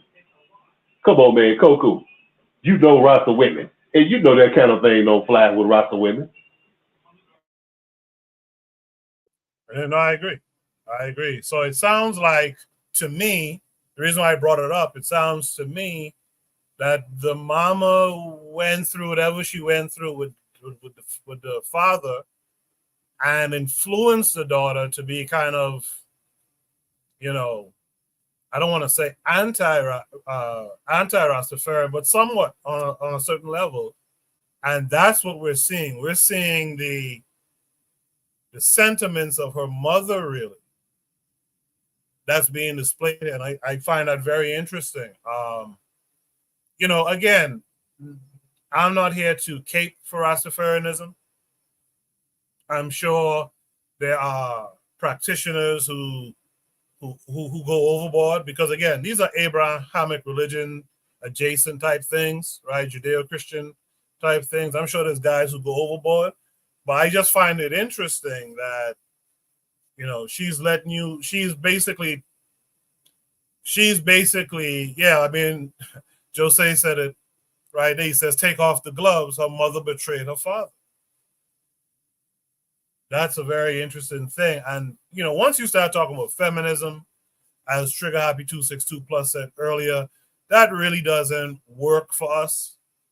You know what I mean? So the mama became a feminist at some point and influenced the daughter to be one as well. And that's something we have to be careful of, because if you really think about what she's saying too, the father had rules. I think Oni touched on that. The father had rules. And isn't that what we say black men supposed to be? Aren't we? So isn't that what said it like damn near every week on here? Black men are supposed to be the leaders in their homes and this, that, and the other, leaders in the community. So it sounded like the black father was a leader.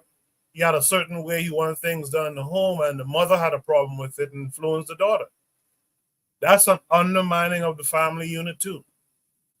We just got to be honest about this stuff. That's a clear undermining of the family unit. But anyway, does anyone else have any last thoughts on this prompt? Any last thoughts on this prompt? Seems yes, not. yes. I have thoughts. I understand that the world don't want to take advice or authority from black men, especially when they should. Black men are supposed to be fathers, and fathers is a role of leadership.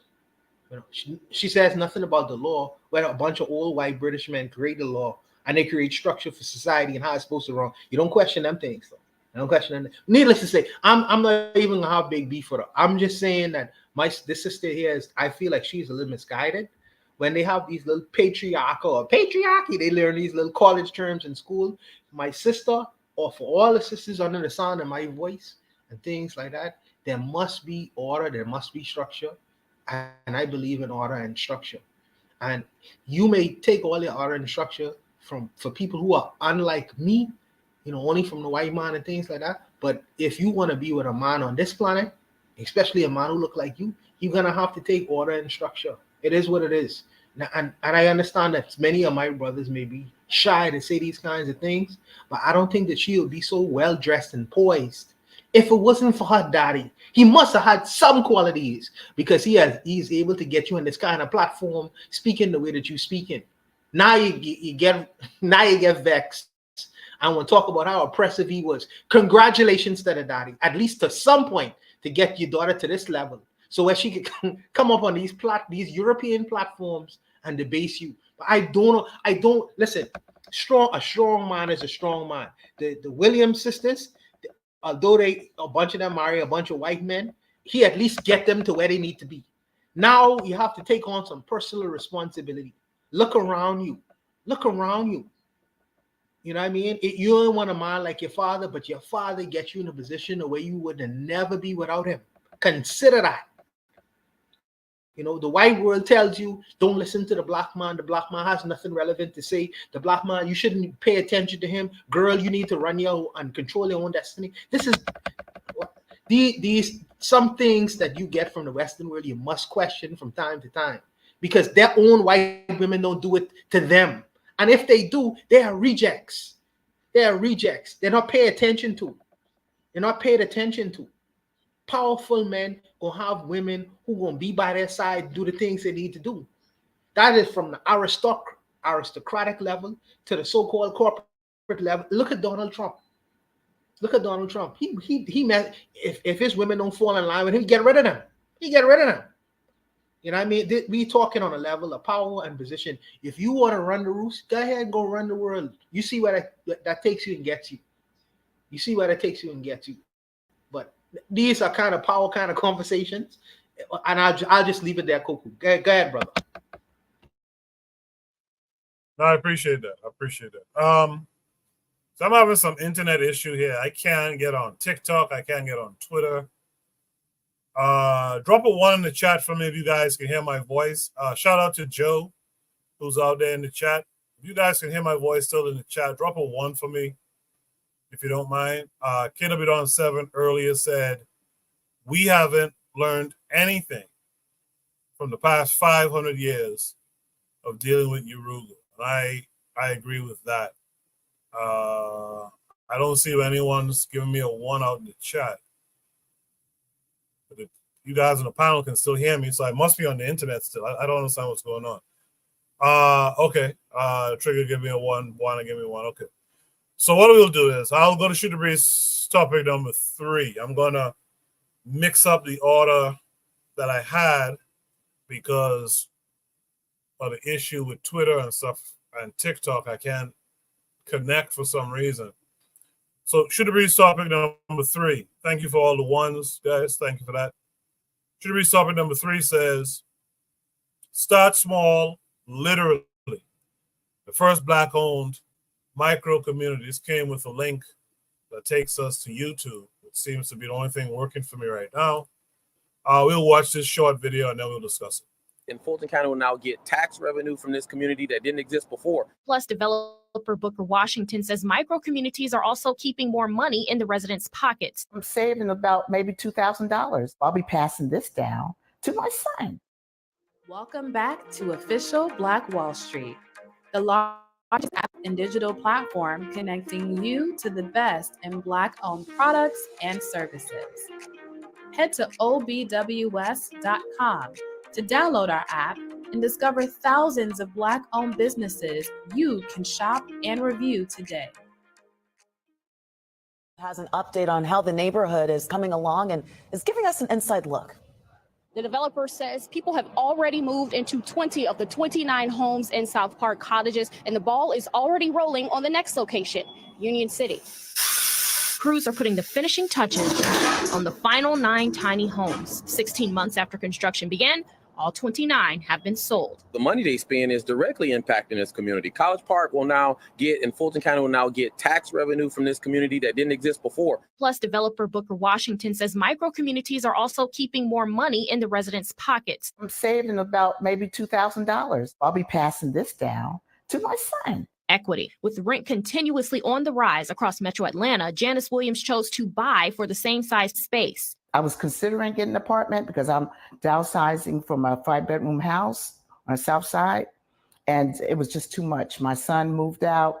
He has a new baby, a new family he's building, and my mother is elderly. She couldn't go up and down the 16 flights of steps to her bedroom. It just makes more sense. Williams has been in the neighborhood for 3 weeks. Washington says there are several other residents like her, singles, single parents, couples, and retirees. The residents of South Park are diverse. They range from 40,000 upwards to millionaires that live here. The average rent in Metro Atlanta is about $2,000 a month. Washington says the average mortgage here is $1,500, and he has his eyes set on the next project, Union Park. Expanding in all urban metro area markets is important because every metro area market is affected by high real estate prices and squeezing out those in the lower incomes. So we are eyeing and targeting the center of Atlanta. We have a long waiting list and interest list of well over 3,000 of people that desire a micro home project. In College Park, Teresa Bowles, 11 Alive News. And for more videos centering Black business news and Black excellence, be sure to hit that like button and subscribe. And don't forget to share this video. Head to obws.com to download our official Black Wall Street app, the largest app and digital platform helping you discover thousands of Black-owned businesses you can support today. Thanks for watching. All right, I just want to make sure that the ad played through so you guys could support the app as well, obws.com. While my panelists are speaking, I'll try to pull 2 more Shoot the Breeze topics that'll take us to YouTube, I guess. In the meantime, though, I'd like to hear you guys' thought on this. I actually asked a question in the chat. I see Real Black Gentleman says, yay, development. I don't know if that's sarcasm or not. But, I tend to like to watch these tiny home videos to see how people are able to kind of get off grid and on a small piece of land with sometimes it's these prefab homes that they erect and they add little pieces. Okay, Real Black Gentleman says no, it's legit. So he's legit saying yeah, development. Cool for that. Kudos for that. I sometimes I'm in awe of what folks can get out of, these little homes in a nice little piece of property off the grid for the most part. And recently I was watching some of these videos and I saw a family. They had a little plot of land. They ended up putting like 4 houses up, 4 of these little homes up on the land. They share everything. It's really a good step, I think. If you're talking about building communities, start small. You know what I mean? But let me mix it up this time. Let me hear from Oni. Oni, what are your thoughts on this? I mean, yeah, this looks good. I mean, anything that helps Black folk to save money is a good thing. I can appreciate the fact that this is brought to our attention. I know that there was this brother who did this kind of stuff in like Ghana or something, right? But I think this is also just a reminder for us as a people that there's a lot of opportunity that we either like that sometimes we're not even taking, right? There's a lot of opportunity. Now, obviously, that opportunity has cost, and that cost is oftentimes going to be economical, but it's also going to be professionalism. Like I said, I ran into some problems here in Tanzania where there's a lack of professionalism in a lot of things. So I'm like for instance my internet problems and all that kind of stuff. But that's the whole thing about this world. It's like you can provide a good or a service you can for your people, and in so doing you can become economically well off. A lot of people will tell you, oh no, there's no way, you can't do it, but the reality is that you can. Will it be difficult? Absolutely, right? But all the same, I think we have to, we should see these kind of stories as an inspiration for us to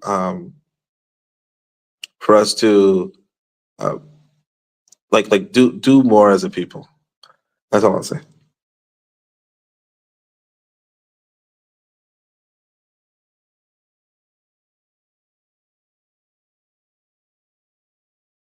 Wait, I appreciate that. My computer. I appreciate it. My computer is messing up right now.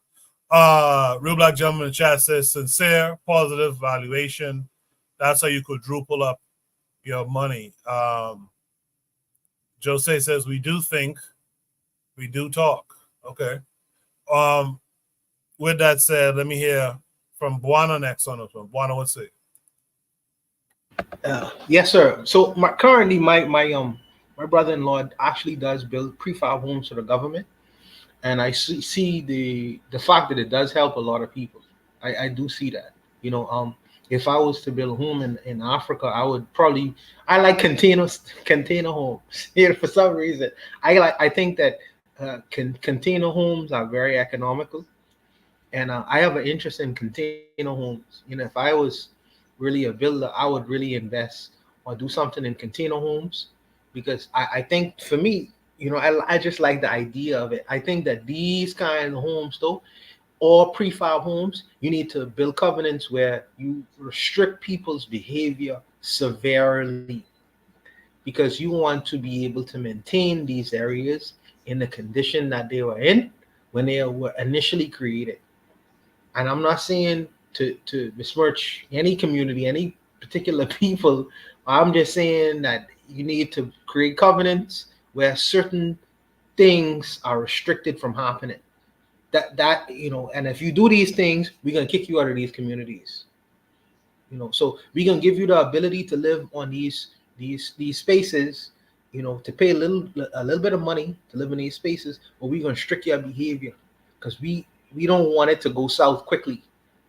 If you get what I'm saying. So that's the only thing that comes to mind when I think about these prefab homes or low cost homes or even container style homes.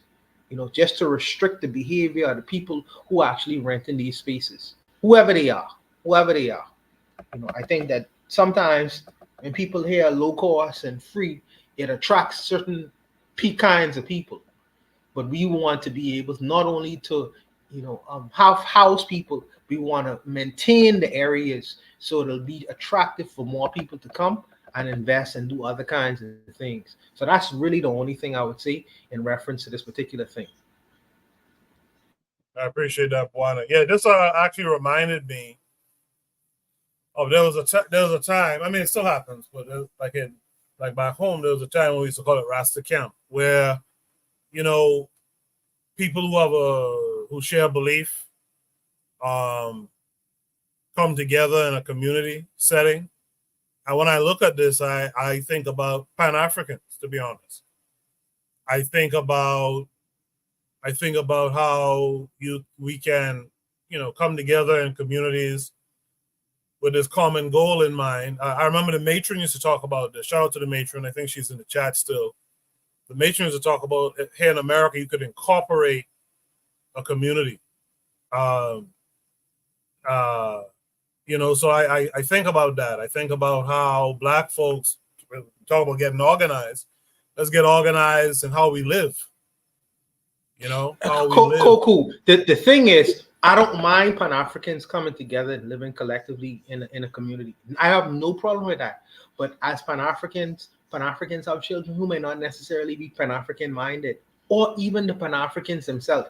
If I want you to cut your yard every 2 weeks, that yard must be cut every 2 weeks. If I don't want you as a Pan-African to throw garbage in a certain space, don't throw garbage in a certain space. If I don't want you to play blasting reggae, even if it's cultural reggae music after certain hours within my Pan-African compound, these are the little small things that have to be worked out, regardless of the fact that ideologically we are Pan-Africans. How we live have to be restricted in a certain way and regimented too.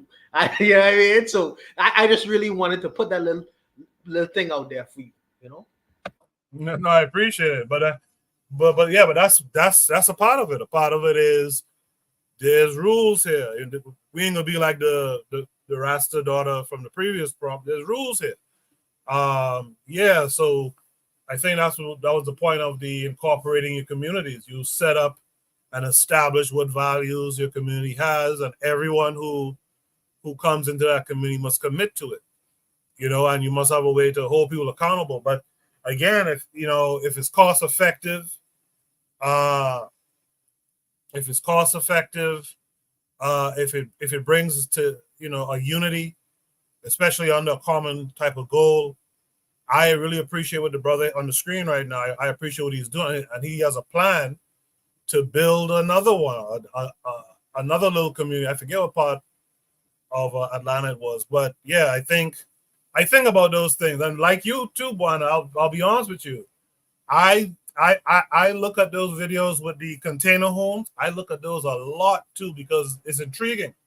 It's intriguing what you can do. One man's garbage is another man's treasure, as they say. It's intriguing what you could do with those containers. But yeah, this is the kind of thing I think about when I see videos like this. I just want to share this with you guys as well and see what your thoughts are.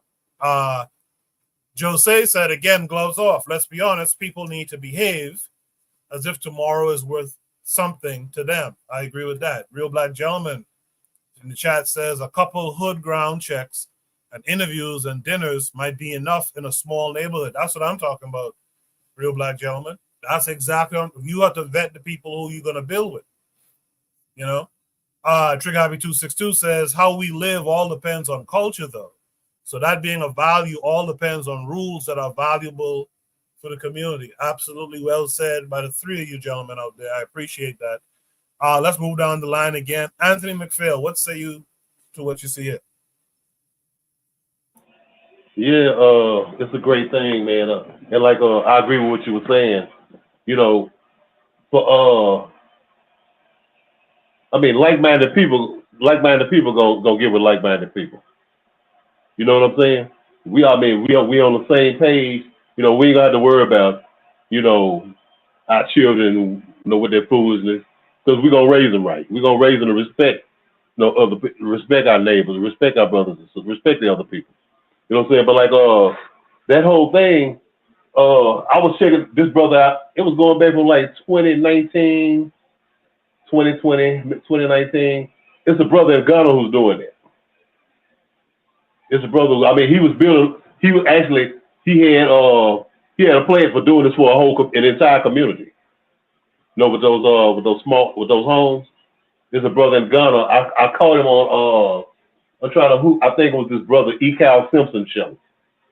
Ekal Simpson. He's a brother from Ghana. You know, and he's like Walter Meyer. You know, like bringing the diaspora and and continental Africa together.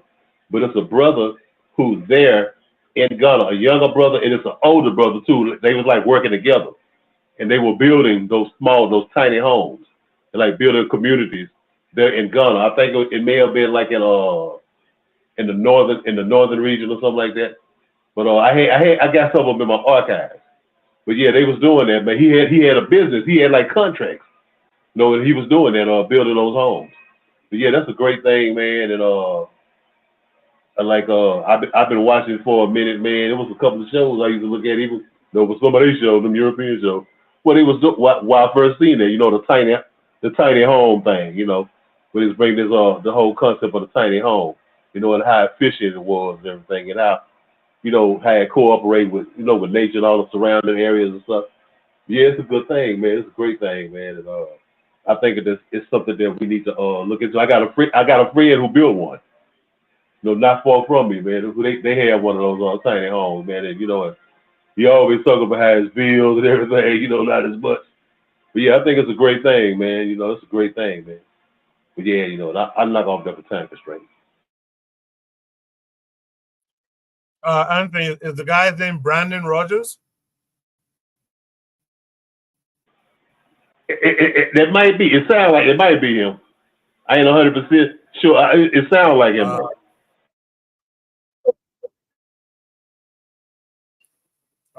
Okay. Jose said Brandon Rogers, question mark, and he said migrating culture. Thanks for that, Anthony. I got to be honest with you, my computer is really acting up for some reason today. It's been a while since I've had this much trouble with it. Trigger Happy, are you familiar with the Ghanaian brother that Anthony is talking about? He says, no, first time hearing this. This is the first time Trigger heard. That tells you how much Anthony knows, man. He knows stuff that folks from a place don't know sometimes, That's very cool. Last but not least, Black Steel, you've heard everything everyone else had to say. What say you to?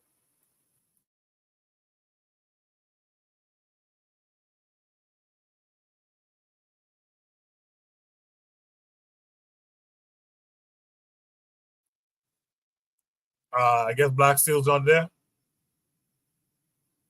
I'm here. Sorry. Black? I'm here. I was cooking, man. I'm sorry. I had my food in the stove. I'm sorry. Anyways, I'm back. Yeah. Okay. Sorry about that. Yeah, I think what you cooking? Okay. I think this is great. Housing costs are astronomical across the board in the U.S. right now. It's hard for people to even really fathom how much housing costs. So anything that privileges, that helps Black people, afford a decent place to live at an affordable cost, I'm all for that. Buana, on Saturday morning when I washed my car, I listened to Buju Banton. So you're just gonna have to deal. I'm sorry. But hey, Black Steel, what you cooking, Black Steel? What you cooking? I made some chili, man. I made chili and rice. Oh, okay. All right. So I might not have much left over once my kid gets through with it, but I had to grab a plate. Otherwise, I won't have anything to eat because kids. Anyways, but yeah, otherwise I think this is a really good thing. I think that housing costs are so unaffordable now that people really have to look at just being able to make ends meet. He said the average cost of rent in Atlanta was $2,000 a month. That's insane. $2,000 a month. And he was able to knock $500 off of that. That's an excellent, excellent thing to do to help out your community. And I do think, you want to have a peaceful neighborhood. You want to have a place where everybody can feel safe and at home. And I'm assuming also too with the micro home, the cost of everything is going to be significantly lower. I can't imagine your light bill is going to be as much as it would be if you're in a 4-bedroom house, or your water bill. I think it's really something that would benefit everybody in that community. So I'll go ahead and I'll leave it there. Thank you. Appreciate that, Black Seal. I want to add too. Some years ago on Shoot the Breeze, we talked about like aquaponics and hydroponics. So add that to the mix. Add farming, to the mix. Add solar energy to the mix. You could really build a nice little community, not just in America, but wherever, the continent, as others have mentioned, the Caribbean especially.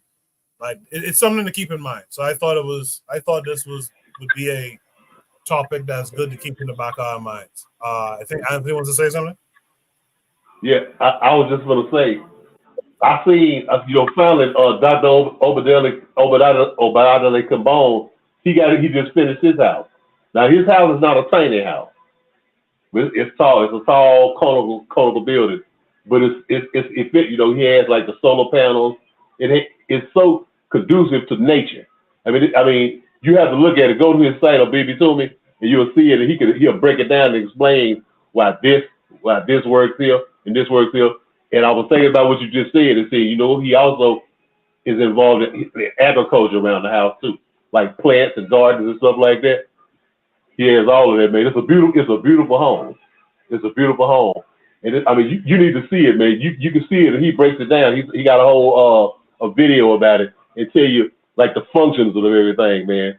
And so yeah, I just wanted to throw that in.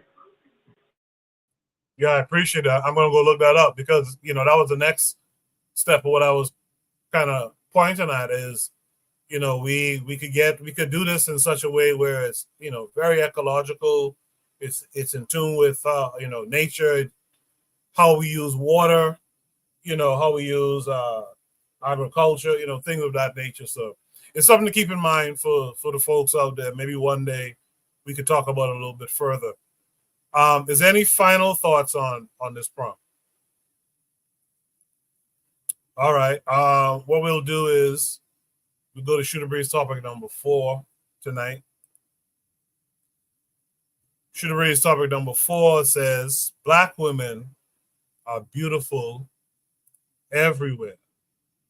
So, I forgot what the timestamps were. Let me see something. Let's see if I can pull it up. I'm having pure problems here. Juana, do you remember what the timestamps were on this one? Yeah, I say from 2 minutes in, and I say go. You could go to 5 or 10 minutes, well, however you decided. But okay, yeah, from 2 minutes in though. Yeah. Okay. All right. I got you. So this takes us to YouTube. We'll watch maybe 10 minutes of it while I try to fix up some stuff in the background, and then we'll discuss. So far, I have 215 subscribers. Yeah. Yeah, I'm getting better. I'm sure. So I've been posting a little bit of what is the Cuban life. More closer. While we have snacks, as dinner, as breakfast, a typical Cuban life. Maybe a little bit of nightlife because I'm a tour guide. I'm gonna give you the details, not the whole information. It's just like for you to taste a little bit more what we see walking in the streets, the actual Cuban life, people going around. See, it's just details. So can you tell me a little bit about your background? Yeah, so I was born in Santiago. And I moved to Havana. there. Finally. So I moved to Havana when I was 1 year old. So I'm like the fourth generation of Haitian communities. So my great grandfather, he was Haitian. Yeah, that's a big like community of Haitian living in Santiago and Guantanamo.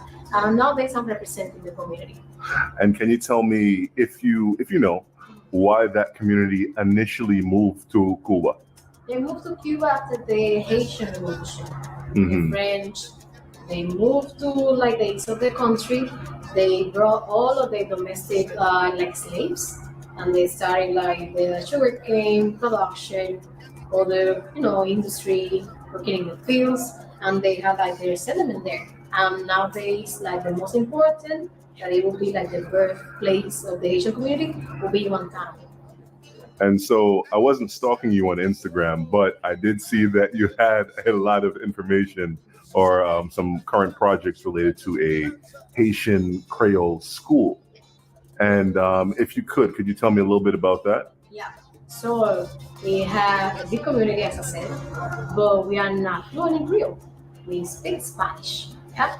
So what we do now, we are building in Havana a small school. So we have built it thanks to donations of Haitian Americans, other immigrants that are Haitian living in another country. And it's just there, like for us to feel much closer to our background, to our heritage, like be grateful with our, like descendants. And that's it. ¿Tú puedes bailar compa? Compa, yes. It's easy. Sí. Salsa, slower. I'm more passionate. Much closer. Much closer. Okay. How does Havana compare to Santiago de Cuba? Obviously, you lived in both cities. Yeah. My personal opinion, they're not attacking.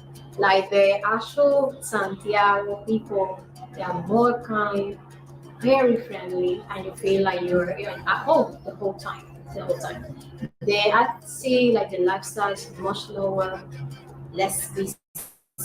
The food do not compare with Havana. It's like the Cuban Creole food over there. It's more Caribbean, more tradition. We are more in touch with Jamaica, Haiti, the countries that we have much closer. So you have a lot of festivals. The carnivals is another topic. The Carnaval with Havana. They have the best carnivals, the best food, the best snacks, the beer. That Crison Bucanero is big time people just like rushing by to get their beer. It's something different. You feel like home the whole time. But compared to Havana, it's less safe. I don't know why. I don't know, maybe because they are they struggle a little bit more financially. It's not always, it had never been recommended like going outside late nights, robberies. It has been always like that. Maybe with time it have improved. I don't have like good memories about it, but that's it. Would you say, economically speaking, there's a lot more opportunities aquí in La Habana? Of course, everything. The best universities are here. The best schools, everything. You can work in the industry, the main factories are here, the best hospitals. It's the epicenter of the whole country. If you want to have a better salary, you have to move to Havana. So what type of advice do you give first-time travelers, say men, coming to Cuba? What kind of advice do you give them? Bring cash. This country ain't for credit cards. You're not ready for that. You're going to a cashier, you get like a really low rate. I don't know, I'm not gonna say what I actually think. Bring cash. Okay. Minimum per day.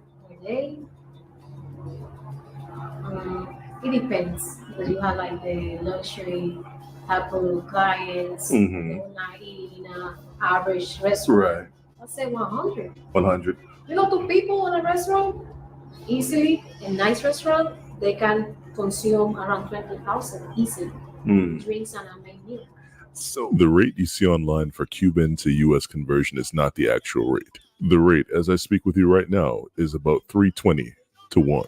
In order to get the best rate, reach out to your Airbnb host. Promise me you'll never, ever go to an official change house. Their rates are 130 to 1. Come on, man. So, okay. Who do you think has more fun? Would you say the tourists that go for the luxury or the tourists that like to go into the barrios? You know. The people who want to see like the real life, the people that I have been taken before to play dominoes in the corner, Yeah, to have some rum, Mhm. to get inside of a Callejón de Jamo? no. No. No. No. No, the drums and no. Yoruba? Nah, you don't know. The people that are curious about that, but Yeah. they don't know what they're getting into. Mm. You gotta learn. You gotta learn before you do that. I would never like recommend like getting to religion. You gotta study before you get into that. Mm-hmm. And see who that you get in the actual, ceremonies, and there's a scam everywhere. Yeah. That's everywhere. Mm. Everywhere. The getting to a solar. Okay. People Okay. are taking them go to a solar. They Mhm. wanna eat the same that you eat. Right. You think that's experience, and those are memories. Mhm. You go to a hotel, go to the swimming pool, stay there, lie there. Lie there. No. You go to a solar, you play dominoes, you play baseball with the kids, Mhm. you play basketball. Mhm. And can you describe for the people what a solar is? A solar. So a solar, it could be 10 small apartment in the same floor. One bed, one bathroom each. And what we call, let's just say a fall ceiling. What we call the barbecue. You know what? That's me. I say, you know what they call barbecue? Because it could not have any windows. Really? Yeah. Barbecue. You melt it. You melt there. Yeah. It's like an adaptation. Mm-hmm. Do like another floor. Mhm. What is considered to be an attic is another room where people put beds. I see. I see. Yeah, to have more space, because like also families in here big. Yeah. They have to make Little something. partitions. Yeah. Exactly, partitions. You have to share the same system of water. Uh-huh. You got people with the buckets to get the water. Mhm. It's very like Is that more common here in La Habana or in Santiago? Mm. remember, people come from the east to Havana to get better salaries. Mhm. So they have to fit wherever. Mm-hmm. It's easy. All right, I'll stop it there. I gave it 10 minutes. So the should be topic number 4 says Black women are beautiful everywhere. I don't know. Well, I guess we'll figure it out. Black Steel, what are your thoughts on what you saw just now? Man, I ain't heard nothing that girl said, man. I just want to play in her hair, man. That's all I'm gonna say. I ain't heard nothing she said, man. I heard her talking about something. Let me go, Coco. Let me go, Coco. Because that might be the case for everyone. Cash. Like, baby, how much cash you want me to bring, baby? Just tell me. I'm on my way, girl. Hey, less. All right, I'm done. Yeah, let me go, Coco, because they ain't gonna understand it. So this guy is named Keenan Lambert.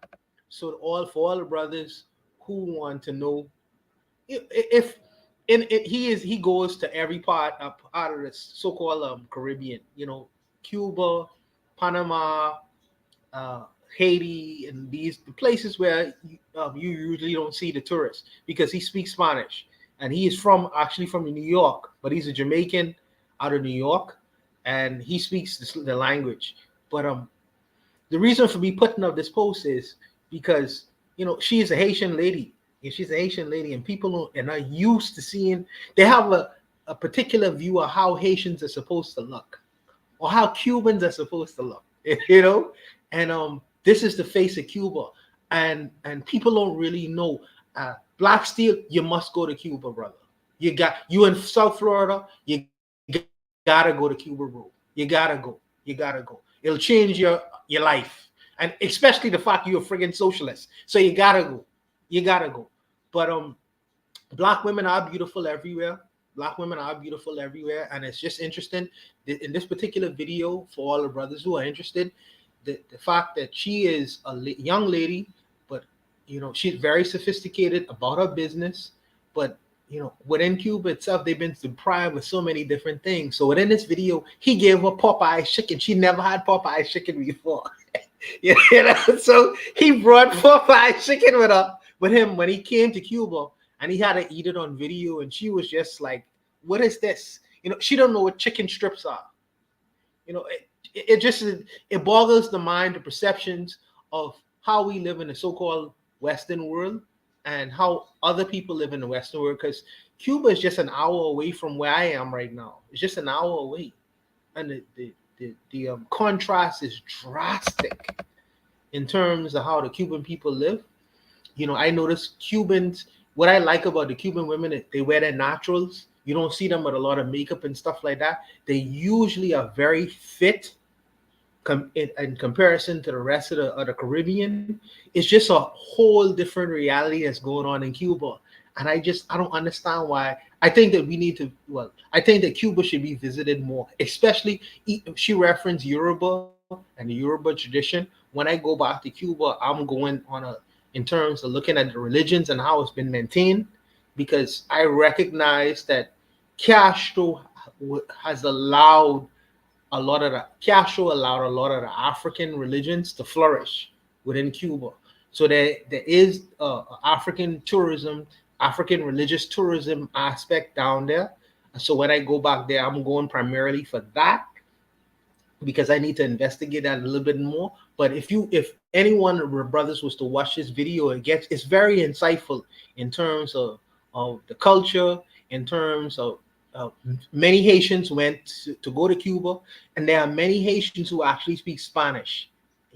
A lot of people don't know that as well. Many Haitians from Haiti and those areas, they speak Spanish because the Dominican Republic is so close, and many of them did migrate to Cuba as well. So by the time they get to South Florida, many of them really know and understand Spanish.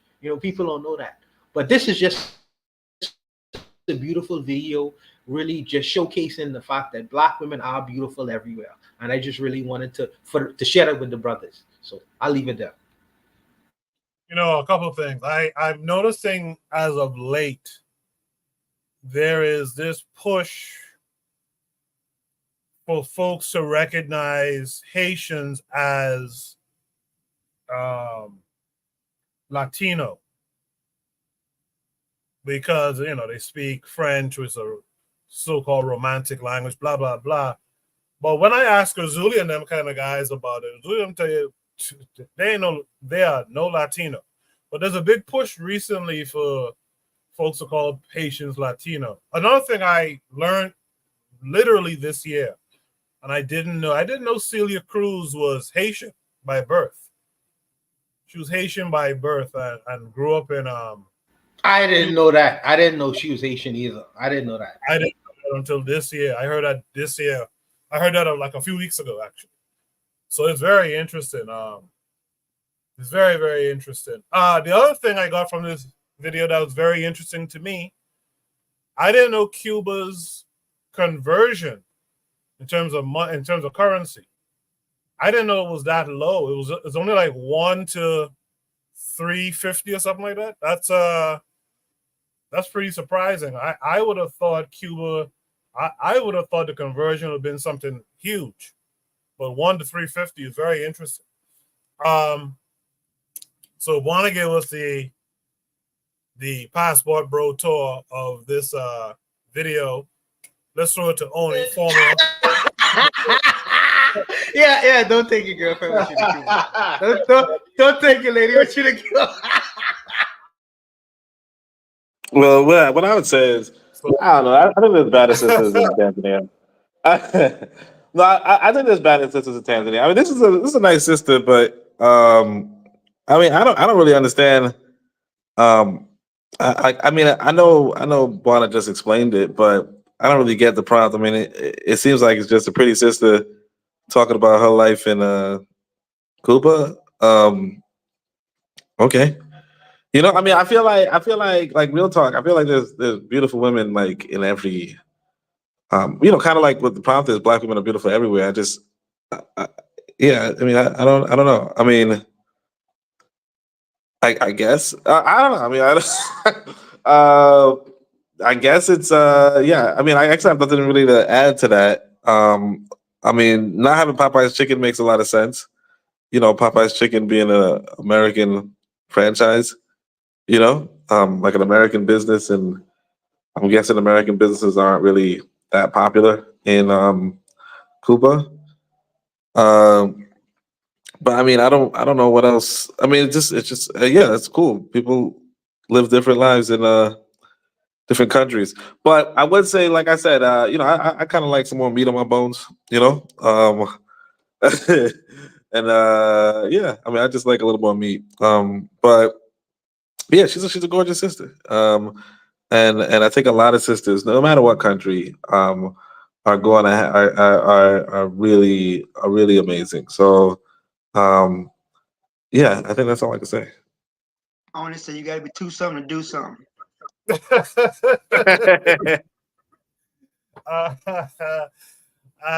for that, Oni. Good conversation in the chat about the statistics, the demographic statistics of Cuba. I'm going to come back to Buana on that in a second.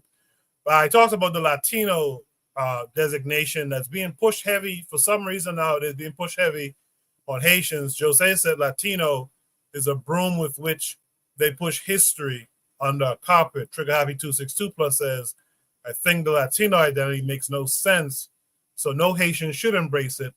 Identifying as Black African or Black equals African makes more sense. Jose in the chat says this sister is glorious and looks like fun, vivid. Appreciate that. With that said, let me hear from Anthony. Anthony, what say you to this? Okay, all right. Yeah, those okay, yeah. I was almost kind of like on it for a minute. I said, what do I need to say about it? But okay, okay. First, I address this. Well, the first things first. Like the prompt says, Black women are beautiful everywhere.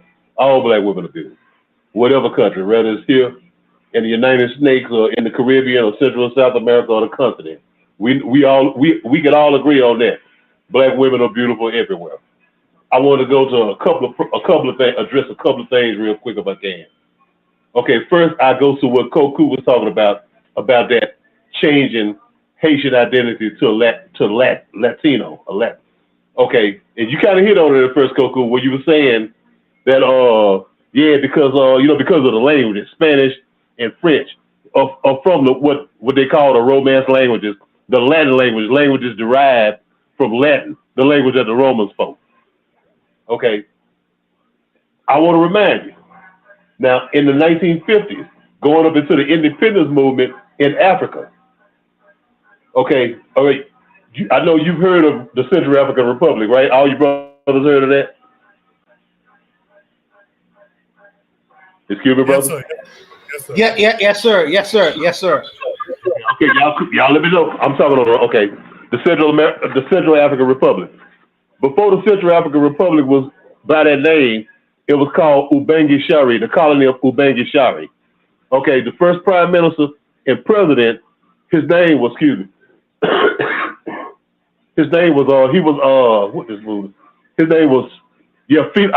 Boganda. Hold on, it was Boganda. Hold on, what's his name? Boganda. I don't know if his first name was Felix, but his name was Boganda. His last name was Boganda. He was the uncle of the later president who became emperor, Jean Bedel Bokassa. Okay, Boganda. This guy Boganda, I think it was Felix Boganda. He was the first prime minister and president. Okay, now he was one of those guys who was one of those like a Hifikepunye Boigny and Leopold Senghor in Senegal. They was raised by the French. Excuse me. They were groomed by the French. To be puppets. Okay, now this Boganda guy, what he wanted to do, like it was around 1960 when the country became independent, and the countries of Central Africa, like Central African Republic, Congo, Cameroon, Congo, Brazzaville. They wanted to create a block, an independent block. And guess what the block was called? Latin Africa, the Latin Africa block. Right. You know what I'm saying? It was called the Latin Africa block. Yeah. So I mean, I'm tying that in. I'm tying that into what you were talking about the Latino, the Latin identity. You know, they wanted to create a block called the Latin block. So I mean, it's basically a way of, you know, like of maneuvering stuff around, you know, to the Western geopolitical sphere. Okay, that being said, right there, I want to go back to something that Buana was. Okay, this brother right here, I think I've seen him before. I watched probably a couple of his programs. I'm gonna tell you a brother who also went to Cuba and will give you probably a more in-depth thing. He's more culturally in tune with the environment, not only in Cuba but in other parts of the Caribbean and Central and South America. This brother called Ace Live. You got to show Ace Live. Ace Live is a Haitian American. He's a Haitian brother.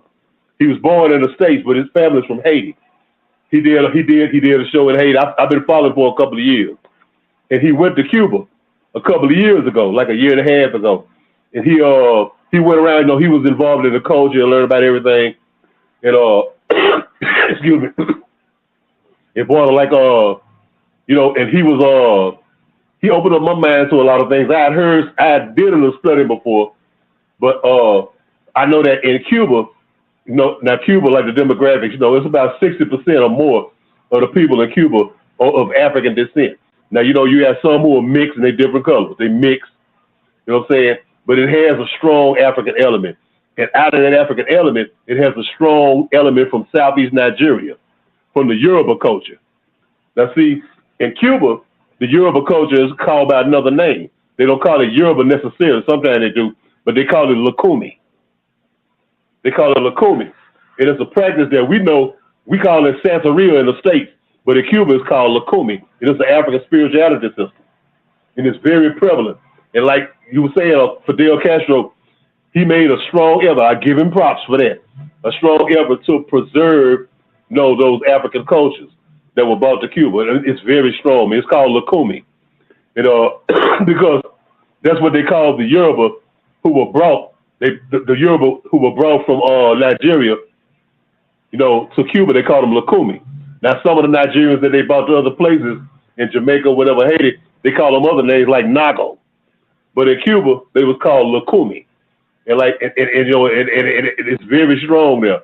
But that brother Ace Live, check out his blog. His show that he did in Cuba is much more informative than this brother's right here. I watched this brother before. He good. But he's more like a passport bro in the sense of like, yeah, I'm just fans. I just want to know a little bit something. But Ace Live is a guy who's more into, he gonna get you in the culture and everything. You know, like he go in the grassroots, he gonna get you in the culture. And that part made me laugh about the chicken, because there's many chickens that they got in Cuba. You know what I'm saying? People in Cuba eat a whole bunch of chicken. Fried chicken, smothered chicken, they eat a whole bunch of chicken. Yo, Andrew. In fact, yeah, Ace Live is Ace Live is actually Asian, by the way. But first of all, let me say this, Anthony. I hope you get well and better soon, because I hear you're having some troubles. So I hope you get better soon and clear that scenario up. But I also hope that you get in the classroom, bro, because you have a encyclopedia kind of mind when it comes to these kinds of matters, and many people in Louisiana could benefit from your information, bro. You know, so I hope you do something with that, bro. Don't die with that. But yeah, you're right though. You're right when it comes to the fact that Fidel Castro did allow a lot of the African religions. She's eating the chicken right now. Fidel Castro did allow for a lot of the African religions to be retained in Cuba, as opposed to these colonial Caribbean countries. And like I say, man, there's something about Cuba that I get that I didn't get, that it'll change. It's a life-changing experience, bro. You know what I mean? It really has me wanting to go back there and really just get involved in a whole lot of different kinds of things after my first time going there. It's a draw there. And I think that that you are right when you mentioned the fact that there is a lot of cultural aspects and elements to it. But I didn't know that the Western world is trying to pin Haiti with the Latin world. I didn't know they was trying to do that. I didn't know that. But y'all, since y'all bring it to my attention, I'll pay attention to it and I'm going forward, but I'll leave it there. I'll leave it. Anthony, were you finished with your thought there? Yeah, I'm good, Coco. Okay, all right. I appreciate that. I heard from Blacks. I heard from everyone then. In the chat, Jose said something interesting. He said, Mbalax, I could be messing it up, or Balax, or Malax. Senegalese national music has Cuban music in its roots. That's interesting. I didn't know that. I have to look into that. Trigger Happy 262 Plus says a comb, for example, is just a ceremony on top of other ceremonies and rituals via Kandu. That's good to know too. He said earlier, many times a lot of African spiritual systems don't have names, but adopted names by using the names of either ceremonies or the name they use for the supreme being or even spirit. Good stuff. Before I move on to the next topic, the final one for tonight, Bueno, when you were in Cuba, what did you notice? Just from your glance, what did you notice was the demographic? Would you say the demographic makeup of Cuba? That's a curious question because there's a mix. Where I stayed with a man who looked more from Spain. Okay, like people call white Spanish. But the people who was working within this house, they look like my mommy and your mommy, black women, and you have a large swath of mixed race people. Like through the airports when I was going, we call them brown in Jamaica, and brown skinned people who look just like our sisters. You go throughout the airports, they look like our sisters. Beautiful women. And this ain't no joke, bro. So, there's just a mix of different, as the Americans would say, skin tones. There's a mix. But like the brother said, it depends on where you are. If I am in Santiago, I maybe see the population different as opposed to Havana. In Havana, you see a big mix of black and mixed race people.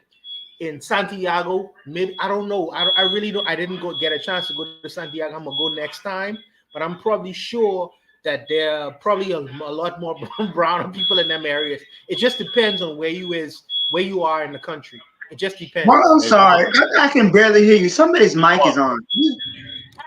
Can we fix that? What's going on? No, I think Buana had either YouTube on or a radio on in the background, right, Buana? Oh, can you hear me now? That was my phone who was on. It was playing. Yeah, so y'all can hear me now? Yes, sir. Yes, sir. Yeah, so like I say, it just depends on where you are in the country. Okay, so if you are in Havana is the city. Havana is like Nassau. So you want to see a whole lot of different mixes. You're going to see white Cubans. You're going to see so-called mixed race Cubans, and you're going to see Cubans who look just like this gentleman right here.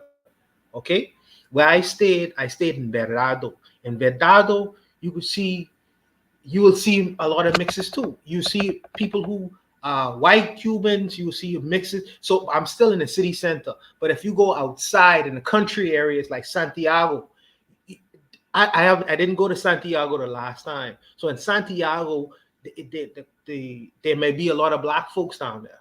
When I go next time, I'm gonna go to Santiago because that's where they make a lot of the cigars and shit. Because I wanted to bring some cigars back with me when I came back. So when I go next time, I'm gonna go to Santi. I'm gonna just go. I just like the experience there.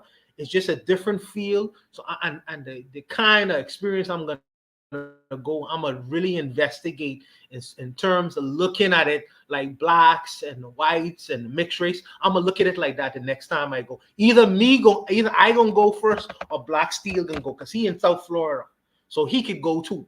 So one of us gonna go get there first. But I'm probably gonna, when I go again, I'm gonna look at that to see what the makeup actually is. You know, rather than looking at it on the internet, I'm gonna see what it actually is. So, hey, Bonner. Yes, sir. Yes, sir. Yes, sir. Hey, did you ever go to that city, Matanzas in the north? In Cuba? Yeah, it's like, because they say it's like the Washington. They say it's like 80% black.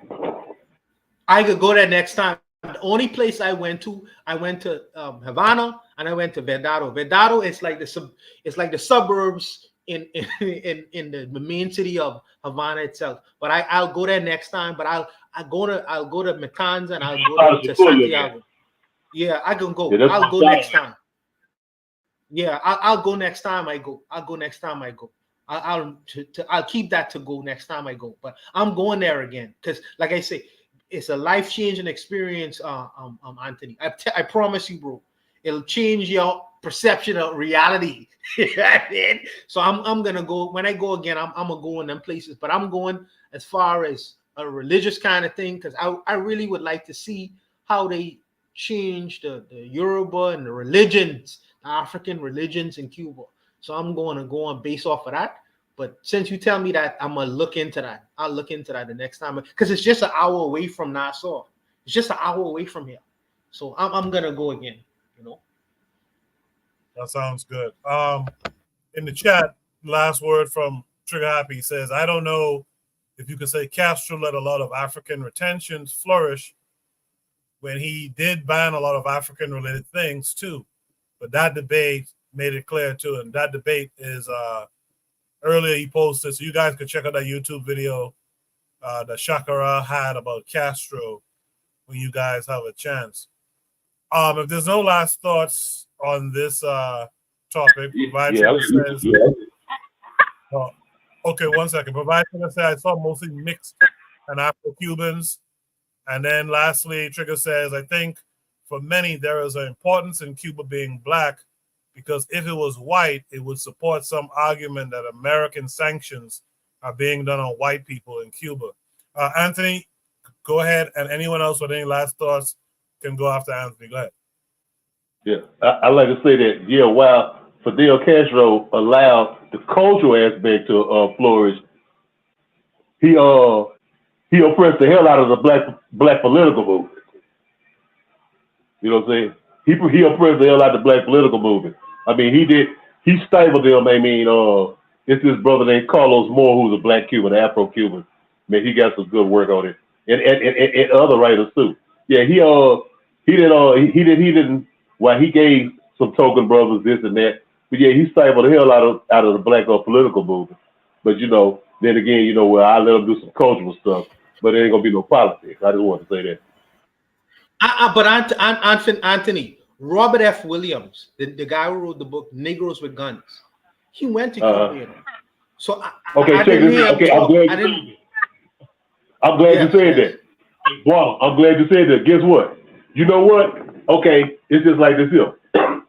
Okay, if you go back to the 60s, how the American government, how, you know, all of the shit that they did to keep black people, the oppression of black people here, they would allow an African diplomat to come over here and give him all kind of props. Like a Solomon Boyer, especially if he was a pro-West guy. Come over here and treat him just like a first-class citizen, but they treat the local black people like second-class citizens. You know what I'm saying? So, of course, we're going to let this black man, Robert F. Williams, come over here. You know, we're going to treat it right and make, you know, we're going to do good for him, but we ain't going to do that to the local black people. Yes, sir. Yes, sir. I understand that. Yes, sir. Yes, sir. All right, that turned out to be a good discussion, actually. Let's go to Shooter Breeze topic number 5, last topic for tonight. Shooter Breeze topic number 5 says, why can't we have more of these in our communities? And this takes us to YouTube as well. Only thing that's working for me tonight. Let's watch the video. It's short, minute and a half, and then we'll discuss it. Hello, everyone. Welcome to Chattahoochee Hills Charter School. I'm Kendall. I've been a student here since kindergarten. Today, we're going to show you all of our great aspects of the school. Let's go. This is the greenhouse. Everyone is responsible for planting, growing, and harvesting a variety of fruits and vegetables, along with other edible plants.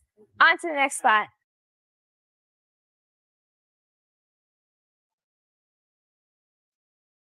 Next up, we have our art class.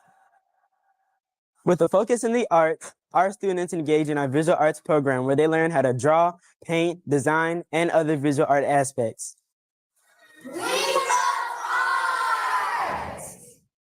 Let's go to the trail.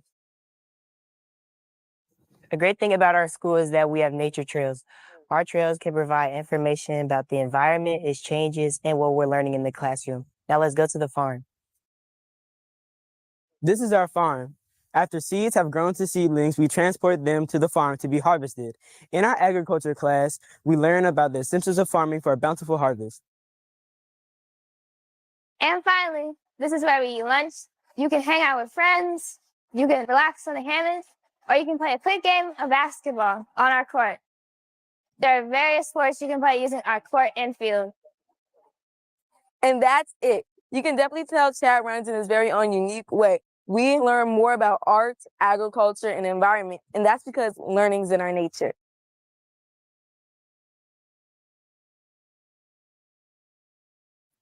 Pretty cool, pretty cool. So why can't we have more of these in our communities? And again, if you add this to the micro communities we talked about, you add this to the hydroponics we talked about in the past, I think we could actually do some good things in our communities. Why don't we have these in our community? Let me start with Oni. Oni, what would you say? Well, I mean, it looks like we have those, but I think if you're talking about, it depends on what country you're talking about, but that's what it comes back to. It's like if you're in another person's country, they have a lot of say on what you can build and how you can build it, and of course you have to move a certain way.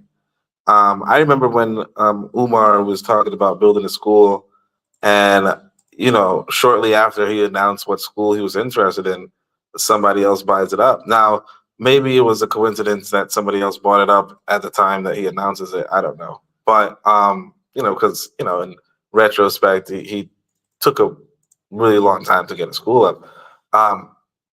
But all the same, it's like, I think it comes back to this hostile environment kind of thing that I kind of go over. I kind of repeat, which is in a hostile environment, you're going to have greater trouble trying to get things done.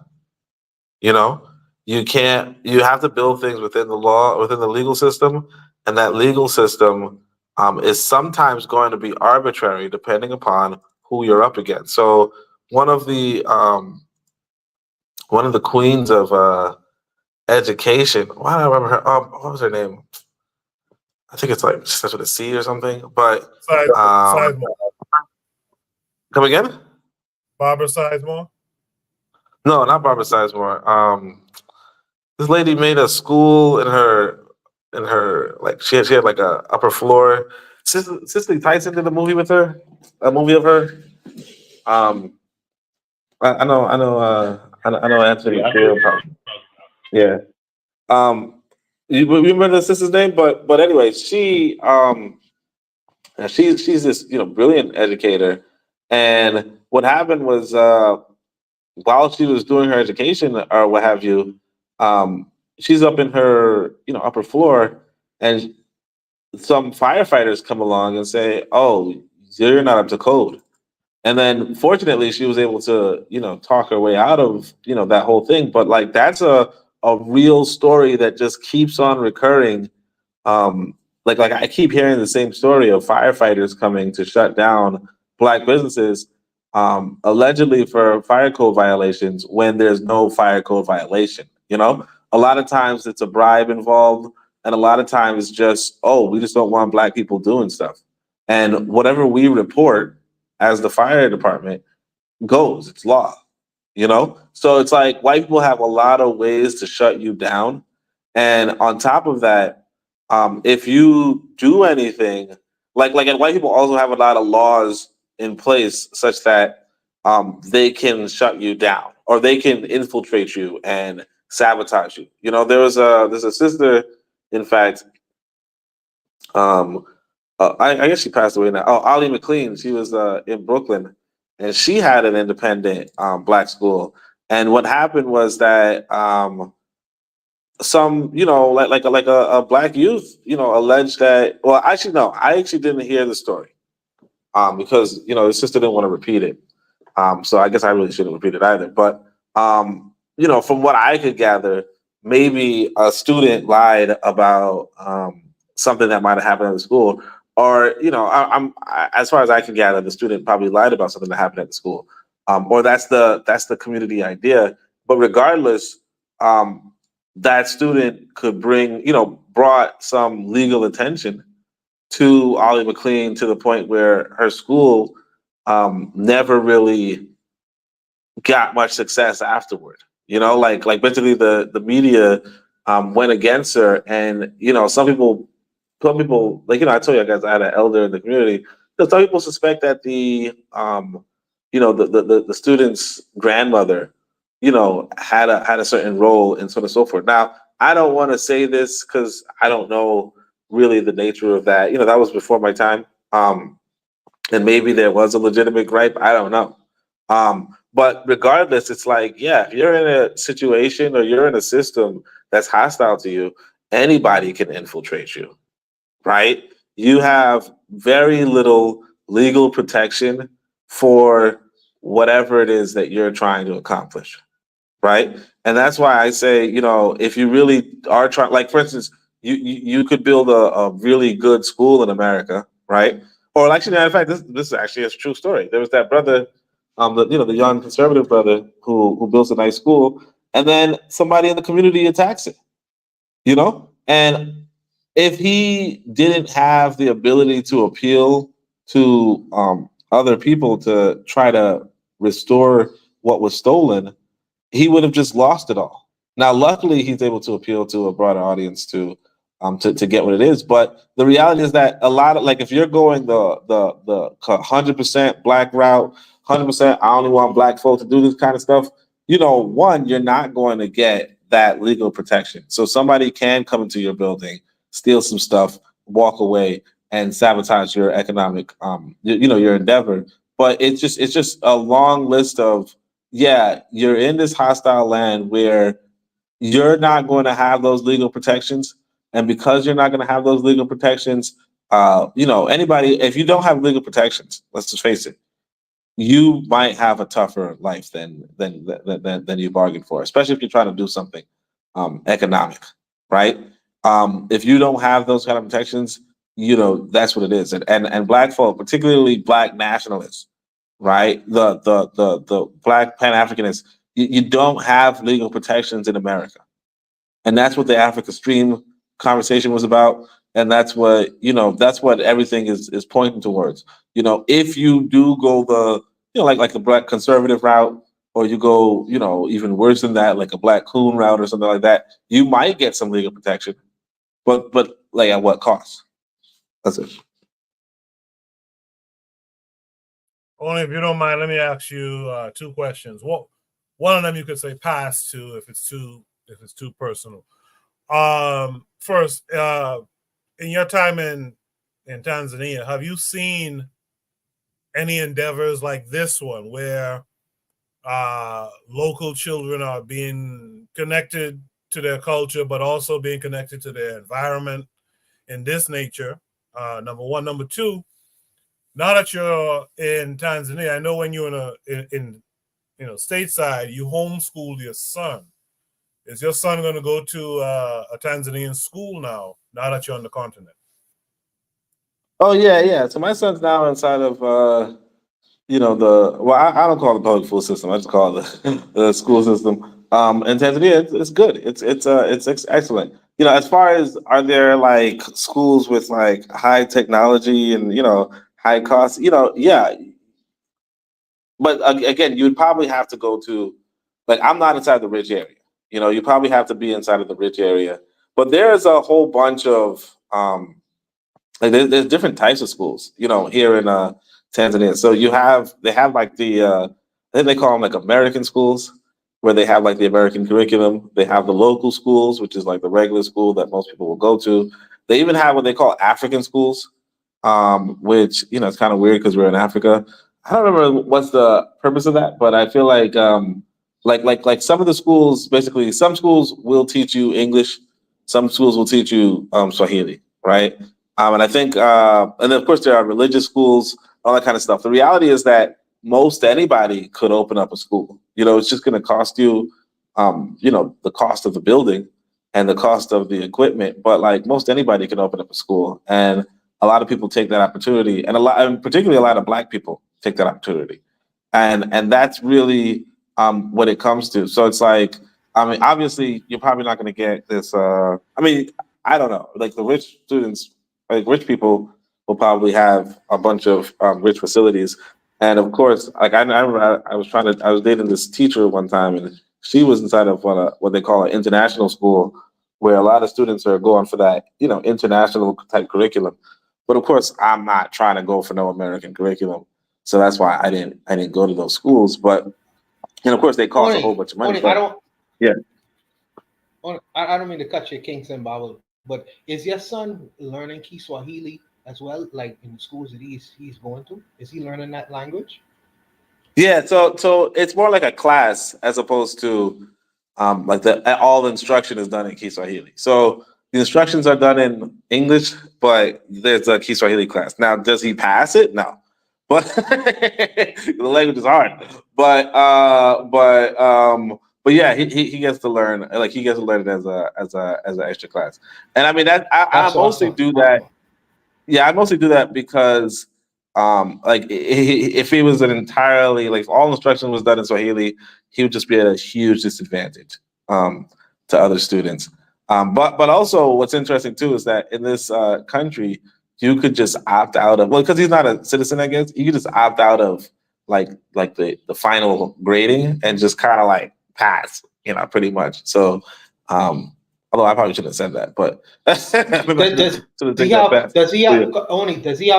Does he have friends who speak the language? Which language? Is he Swahili? able to pick it up faster? Yeah. Oh yeah, but everybody speaks Swahili in Tanzania. So like everybody speaks Swahili. Okay. But So he'll be able to yeah. pick it up faster that way. Yeah. Yeah, he yeah. Well, yeah. But it's yeah, I guess. I appreciate that, Oni. Jose in the chat said, my son is on a private school and still 40 plus in one classroom. That's interesting. By the way, it was Marva Collins. The matron came through with that. Well, we did discuss Yeah, true. Yeah, Marva Collins. Appreciate it, so sis.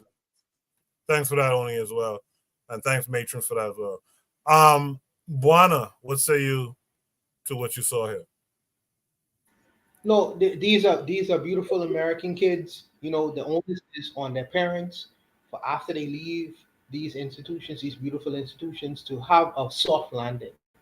And what I mean by that is they need to prepare them, have them with jobs, opportunities that'll be able to, that they could come into after they finish these kinds of rigorous kinds of education and training. You have to give them a salary at the end of this kind of education. So the onus is on the parents to make sure that happens, whether it's through them being able to establish their own selves in business. So at the time that they finish, they could get a legitimate salary off all this education and make their own businesses better, make their parents' businesses better after receiving this kind of level of education. That has always been my mentality, as far as, even though I get there yet, that my nieces and nephews will be able to, or my own children be able to build off of something that I've been doing while they was in school. This is carrying on tradition, like Donald Trump and his father You know, after Donald Trump graduated from his prestigious universities, he was able to fall into the kind of training and education that his father gave him in the outside world, and was able to produce money from these kinds of education and experiences. And that's the onus on us. I love the children. The children, my niece, when I look at these kids, I see my nieces and nephews, I'm ready to reach in my pocket and give them money. You know what I mean? But that's free money. You know, so with all this education, they should be able to have a level of sophistication that will be able to improve whatever businesses the adults that develop or been developing all the time these children were in school. So make your own industries and the idea of education and training. You know, you have to build your community and make your community better. So I say, while they're in school educating themselves, the adults supposed to be on the outside, in the outside world, acting almost like savages to make sure that when the kids graduate, they'll have a soft landing and say, well, come into my business and tell me all the education you learn, how I can improve my business and make my business better. You know, so because we are supposed to be competitors, not using this information to go and give it to some other group of people. But that's a whole other discussion. But I'll leave it there, Coco. I appreciate that, Buana. By the way, shout out to Queen Taste. I interviewed her. Some of you might remember. She does the African Center School. Afro Native World, who's usually in the chat, is an instructor with them. I'm pretty sure I saw a video where she was on the continent, maybe Ghana. She was in Ghana, and I think she was going through some of the school systems, or going through a school system there. I'm sorry, Anthony. So what? She's in South Africa now. Oh, okay. So shout out to her on the continent, doing, continuing that work that she does. With that said, Anthony, what say you to why can't we have more of these in our communities? Yeah. Okay. Oh yeah. Cool. Like I said, Queen Thais is in. I communicated with her. She's in South Africa now, and she's networking over there, and trying to. She's working with some brothers and sisters over there in the African Center School, curriculum too over there, and she's trying to bridge the gap with a diaspora thing, African to African thing. She did a video on IG that I was checking out, man, and I had texted her, and she texted me back, man, and she was kind of enlightened me and gave me a little information on what she was doing. So yeah, she's over in South Africa right now. But okay, but yeah, that's I think it's a great thing, and I think that there are more of them than we would think that we get credit for. In Atlanta, I mean, I know y'all heard of the Occupant Institute with Dr. Mawalemo Baruti, but there are actually several African Center charter schools in the Atlanta metro area. I mean, charter schools, believe that or not, there are actually several charter schools with African Center curriculum. All black charter schools with African Center curriculum. And it's almost kind of like, how they had those Saturday schools, how, okay, you got the mainstream education, but then you come here to get that African Centered education. But actually, they have several of them there. And they also have one, you have Nation House in Washington, D.C. And you have the Uhuru Academy, Baba Amin, them down in North Carolina. So, so they're doing something down there. And Brother Kamali, he has his thing in New Orleans. Now he's back and forth between Louisiana and the continent because he goes to Ghana a lot. But they do actually have something on the ground in New Orleans at the Kamali Academy. But one person who I think we need to get a little bit more learn a little bit more about, or shine a little bit more light, is Brother Obafemi Kinsia Delele. He has a whole. They don't have a school. No, he works it hand in hand with Baba Mawalemo them. But I'm saying he has the community garden thing up in Pine Bluff, Arkansas. It's a considerable movement. It's I'm trying to remember the name of it. It's I got it on the tip of my tongue. But anyway, he do the community garden thing up there. It's a black collective, and he worked with a group of people. Anthony, they do. Anthony, I thought she was gonna say. I thought she was gonna mention the Frederick Douglass Marcus Garvey Fake School in Delaware. Yeah, you better stop playing with me. But but now he got his thing up just like it's a community garden thing program where he does a lot of things up there. I've been communicating with him lately. We try to get some off the ground. But we have a number of these African Center schools, man. Like you said, Queen Thais and her organization. There are several others that I ran across. I've been hooking up with, trying to learn, get some lowdown information on them. But what I wanted to say is, Koku had asked a question to Oni. They just opened up. It was a couple of years ago. They just opened up the first Afrocentric curriculum school in Kenya. It's in Kenya. They just opened it. It's been in operation about 2 or 3 years. It is an Afrocentric school where they teach, African culture and everything. Not that mainstream, culture that they get, educational system that they get from England.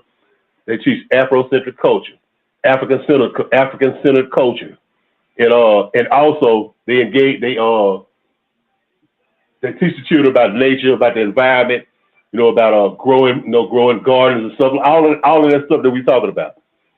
And it's by the sister Nduku. I told you she's her and her husband. They like started. They like the co-producers of it, and like she's been here, over here. She's been here based in the States for a minute. Her husband is over there. They running the school, but she's been doing some things over here.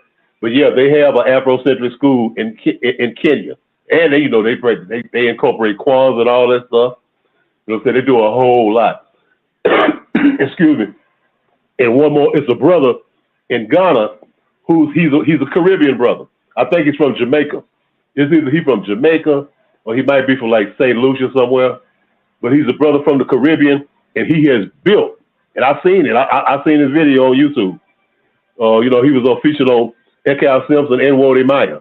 He's built an African Center school in Ghana. And it's a beautiful school too, man. And they teach it's beautiful education, man. African Center education from everything from spirituality to plants, to the environment, to all of that. They even have like computer stuff and all of the technical stuff that our children gonna need to advance in the future. They teach all of that, man. It's a brother. He's an older brother. He's probably around close to 60. But he has a beautiful school, man, that he's opened up in Ghana. It's a beautiful school. You got African teachers, brothers and sisters who he's training, to carry it on even after him, man. It's a beautiful school. It's in Ghana. And the brother, he's a Caribbean brother. So yeah, we have some stuff, man. I don't know, y'all. Excuse me, y'all. I'm sorry. It's all right, Anthony. Feel better as well. Peace to Frenchie. Frenchie, could you come on? Could you click the link? Yeah, sorry, Koku. Yeah. Frenchie, could you click the link and come on and say a few words based off of what you heard so far, sister? Just a few words, because we're about to close out. Appreciate that, Buana. Yeah, Frenchie dropped a comment in the chat last week. So I know she was invited or introduced to us by Buana. So Frenchie, if you click the link, we're about to lock off, but if you click the link, you could join and say a few words, as Buana stated. We welcome you. Last but not least, our brother Black Steel has been patiently waiting, but I left Black Steel for last, being that he's a teacher. I wanted to get his take on it. By the way, shout out to the young sister in this video who giving them work in the post, by the way. I just want to shout that out. But Black Steel, what say you? Well, the question is, why can't we have more of this in our community? So I will respond to that question with another question: who's going to pay for it? So a lot of people have issues with charter schools, and there's a couple of reasons why. Number one is that depending on your state, they don't really necessarily have to hire certified teachers in charter schools. They can just grab anybody who wants to teach. That's one thing. And I'm not saying that's the case with this school, but many times what happens is that they're not really regulated. So they don't have to follow state educational system, standards. So they're public schools, which mean they're supposed to take everybody, but then many charter schools, because they don't have facilities for students with disabilities, they don't really have an option for them. They're supposed to be taxpayer funded school. And what happens is that these charter schools take money from the public schools. So what happens is that certain kids whose parents are able to afford the charter school are getting a better education than the rest of the kids who are going to public school. But they can still charge for stuff. They can charge for textbooks and gym fees to cover supplies and stuff like that. So a lot of it's not a clear, why don't we have this? How are we going to afford it? And unfortunately, especially in the US, your schools go by your tax base. So if you live in an affluent community, you're going to have better schools. Unfortunately, most Black people don't live in affluent communities. So our schools don't have that tax base that you would think to have. So again, the question is, who is going to pay for this wonderful facility that has agriculture and art and learning, and they teach you to play the violin, and they got judo lessons, and all of this, teach you how to play the drum. That's great, but then you have the issue, like I was saying, who's gonna pay for all of this? Most people are going to be able to afford a home or a school like this in an impoverished community. I think all of these things are great. I'm not saying these things are bad things. I just really want to address the question, which is why we can't have these in our communities, because they're expensive. And I think the cost of it is going to be borne. I mean, many times in charter schools, there's usually a wealthy benefactor. Like for example, LeBron James has his school, but LeBron James is wealthy. He's a rich man. He can afford to, pay for a school. Hell, look at Kanye opened a charter school. We see how that went. But was Kanye hiring certified teachers? Was he hiring people who even had a college degree? So I just think that these schools are great, but I think that it does siphon money away from the public schools. And I think a lot of people, because our public schools are in such disrepair, you have issues with many schools don't have air conditioning, or you don't have heating. Dealing with rats. I remember we had a rat in culinary one time. It was crazy. But I think that's why. It's just these schools are great, but they're not cheap, and we have to see who's gonna carry that cost for those schools. So I'll leave it there. Thanks. I'd like to say something. So Black Steel. Yeah, go ahead, Anthony. Go ahead. No. Go ahead, Bonnie. You go first. Go ahead. Go ahead, Bonnie. No, yeah, I have a question. So in looking at the school right now, because it's interesting to get a teacher's perspective. So in looking at the school right now, basically the parents who were able to facilitate this kind of school, these are wealthier Black American people, more professional Black American people making 6 figures a year. They're able to facilitate a school like this, or they would have had like a wealthy benefactor, like what you would have said just now. How do you see the school itself? How is this done? Yeah. I definitely think there's some money behind this. I would want to know where the school is. Like, is it in because if it's somewhere like in Prince George's County, Maryland, which is the wealthiest group of Black people in the United States live in that zip code. Someplace Atlanta, some more affluent areas. I think there's definitely some money behind this. And a lot of times for these charter schools, you get an audition. You have to actually go, or there's a lottery that you can win to get into, because they don't have space for everybody. So a lot of kids are going to be left out. Only a few are going to have access to this. So yeah, I definitely think that some money is behind this. Anthony, I think you want to ask a question. Go ahead, Anthony. Yeah, okay. I was just gonna say, okay. It's always like the old folks say, it's always another way to skin a cat. Okay, we don't necessarily. Oh, in the first place, let's say one thing. Okay, we talking about charter school. Okay, I get it about charter schools. I get it about that. You know, I was just when I made an example about an African-centered charter school in Atlanta. You know, I also said, believe it or not, a charter school, which I couldn't believe. But they have several African-centered charter schools there in the Atlanta area. But what I'm saying is this. Okay, the public school system anyway is really the public food system anyway. You know what I'm saying? It's what it is. I mean, it's really one of the main things that's brainwashing our black children right now. So what I'm saying is this. Being that there is more than one way to skin a cat, we got brilliant educators like Black Steel, like Koku, and like other brothers and sisters who are educators. We got an institution called a Black Church. You know what I'm saying? And on the weekends, like they had them Saturday schools in the UK, on the weekends, we could volunteer some of our time and make time and volunteer some of our time. Hey, bring our children to the churches. We got churches everywhere. Let's bring our children to the churches and let's teach them something right there. Queen Thais, you know, she do. I mean, she don't go get funding from nobody. Not the white folks. She get it from the community, if anything. Brother Mawalimo Baruti, the same thing. He don't get no funding. But I'm saying we could do it ourselves. We don't have to have a grandiose idea like Brother Umar, where I'm gonna go and build a school and knowing that it's gonna cost this money and where I'm gonna get the funding from. We could be like Cape Mod or whatever. Hey, we could do school in our house, in our houses. You know what I'm saying? On the weekend or after school, and provide that supplementary education, that education that our black children need. Because you know, like you and Koku read, you know, the public school system can't educate our children anyway. I mean, the education that they're giving is foolery anyway. It's up to us. Only we can educate our people.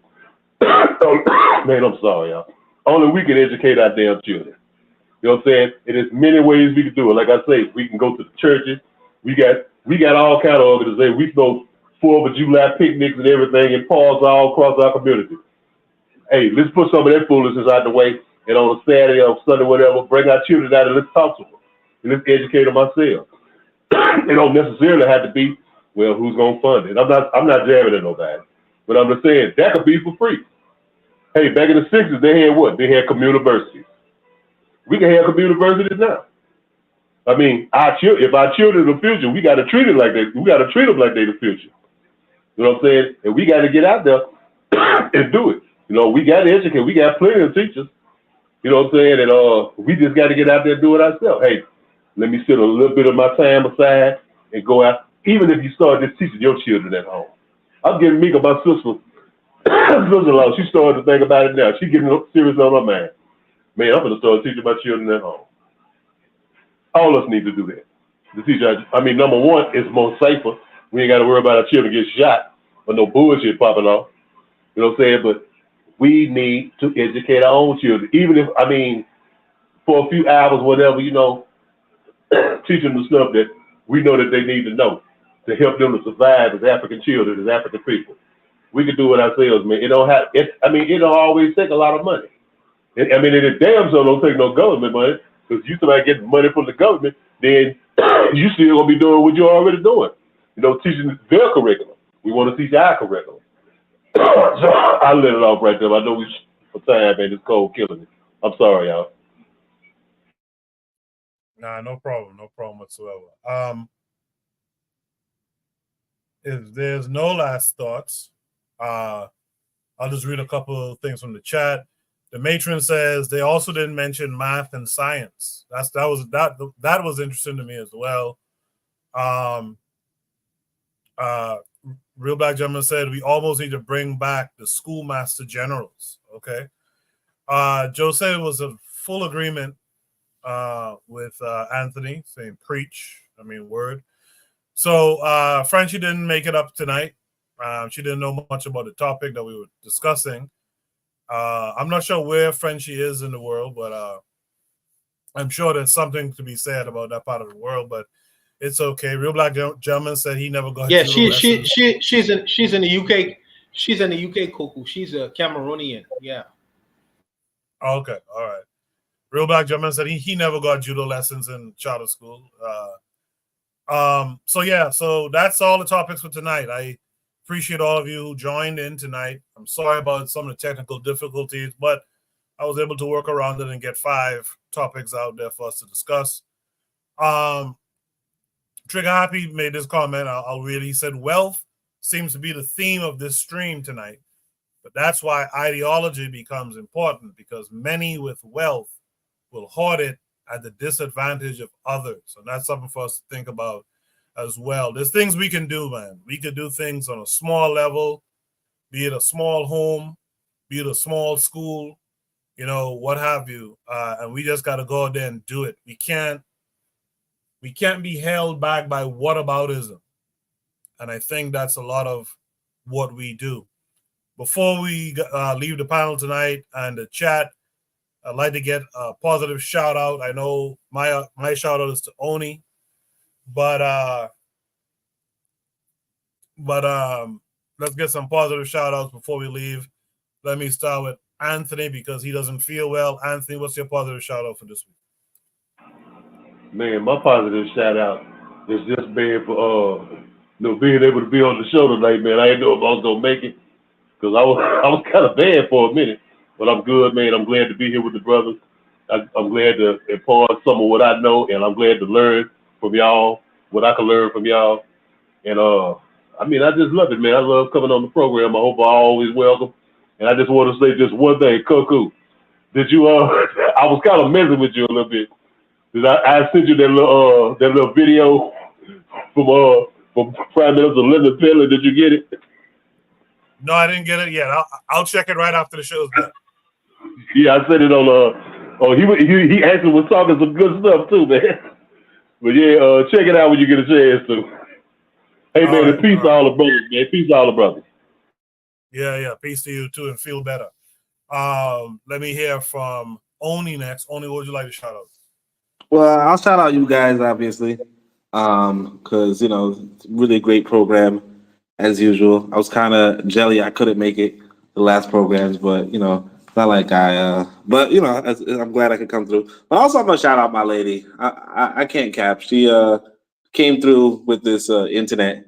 For some reason, I was trying to get this socialist, some socialist internet. I guess the government brand internet. They was taking 9 damn months or some shit, and they was just, well, don't worry, man, it's gonna be soon. And then she came along and said, look, if you just pay, I think it was like $10 more, you get internet next week. And so, I paid $10 more a month, but I got internet, and it's not bad. It's not like I was glitching as much as I expected. So, I'll shout out the lady. I'll shout out the missus. But also you guys, so it is what it is. But that's it. Thanks. Appreciate that, Oni. It's good to know you got the internet. I saw you did a show earlier today. I didn't get to catch it yet. I'll check it out tomorrow. But make sure you guys are tuned in to Oni, the Pro-Black Perspective, here on YouTube as well. With that said, let me hear from Black Steel. Black Steel, what would you like to shout out this week? I want to shout out my neighbors. So as you guys probably know, there was a bad storm that hit my neighborhood. There was some flooding. I was okay, but now there's another storm I think it's called Mitch or something like that. I don't know. But it's another storm headed this way, and we're just recovering from the last one. But there's another storm out there in the Gulf of Mexico that's probably heading this way too. So it's forecasted to be at least a Category 3 when it hits, but it definitely does have the entire state of Florida in its sight. So I just want to give a shout out to my neighbors who, they really endured a lot recently. FEMA's out here that they set up at the local park not too long ago, trying to help people recover from the storm. But yeah, man, we're resilient people, and I think we're gonna make it through. But just gotta button down for another storm. All these storms are coming back to back.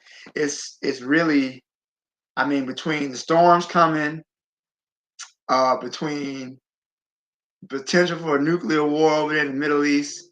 I don't know. My grandma might have been Might have been on to something. We talk about living the last days. But shout out to my neighbors. Appreciate that, Black Steel. Yeah, be safe out there. That's one thing with America, just real quick. You can't really avoid stuff in America. Either you're going to be around tornadoes, wildfires, extreme, cold weather, or hurricanes. You're going to be around something. And Trigger Happy put it in the chat. He said, yeah, climate change is real. We gotta stop dancing around that. Last but not least is Buana. Buana, what would you like to shout out this week? Yes. So first, let me say that Anthony, I hope you get better soon, brother. There is something called Cersei. Cersei, Cerasee.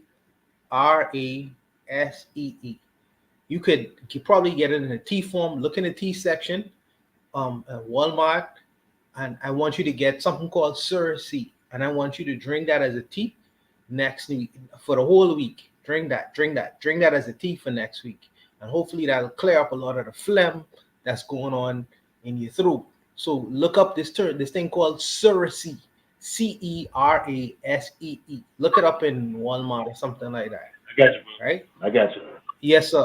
So Black Steel. My brothers in South Carolina, they get hit. Well, North Carolina get hit hard.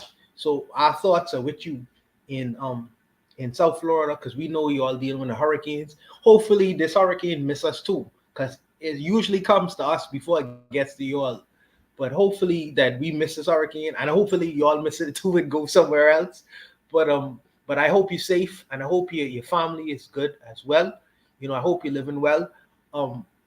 Another thing too is to Oni, congratulations to you again, brother. I know that you will do the right thing in Tanzania. I know you'll be a great man in Tanzania. You're just scoping out things, and I know you're in the so-called third world now, so things don't function like how it's functioning in the so-called first world. But I know you will figure it out. You're a brilliant brother, and you will figure it out, bro. Lastly, for Frenchie, the only thing I have to say is, j'espère que vous venir la prochaine fois. Come, make sure come next time, and add to the conversation so we could build. And because you are a brilliant sister, and I think that you do have something to contribute to the brothers on the panel. So hopefully you come on next time earlier. We usually come on at 8 p.m. and we go until 11. So hopefully you come on and give us a lot of your opinions and ideas in terms of what's happening in the African and the Black world. But I'll leave it there, Coco. All right.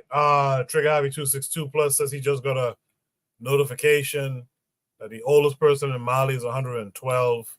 So that's pretty good. Frenchie says absolutely. Yeah, that's the show for tonight. We should be back next week, 8 p.m. to 11 p.m. Eastern Standard Time. You guys, I want you guys to all be good. Anthony, you want to add something? Go ahead. Yeah, I just want to say congratulations to Oni, and we're going to be praying for you, Black Steel, you and all your people, man. Absolutely. So I'll see you guys next week. You guys in the chat, be good. If you're listening to the playback, drop some comments. We kind of don't get a lot of comments after the show, but it'll be great to get some comments. Drop some comments. And until next time, you guys be good. Peace.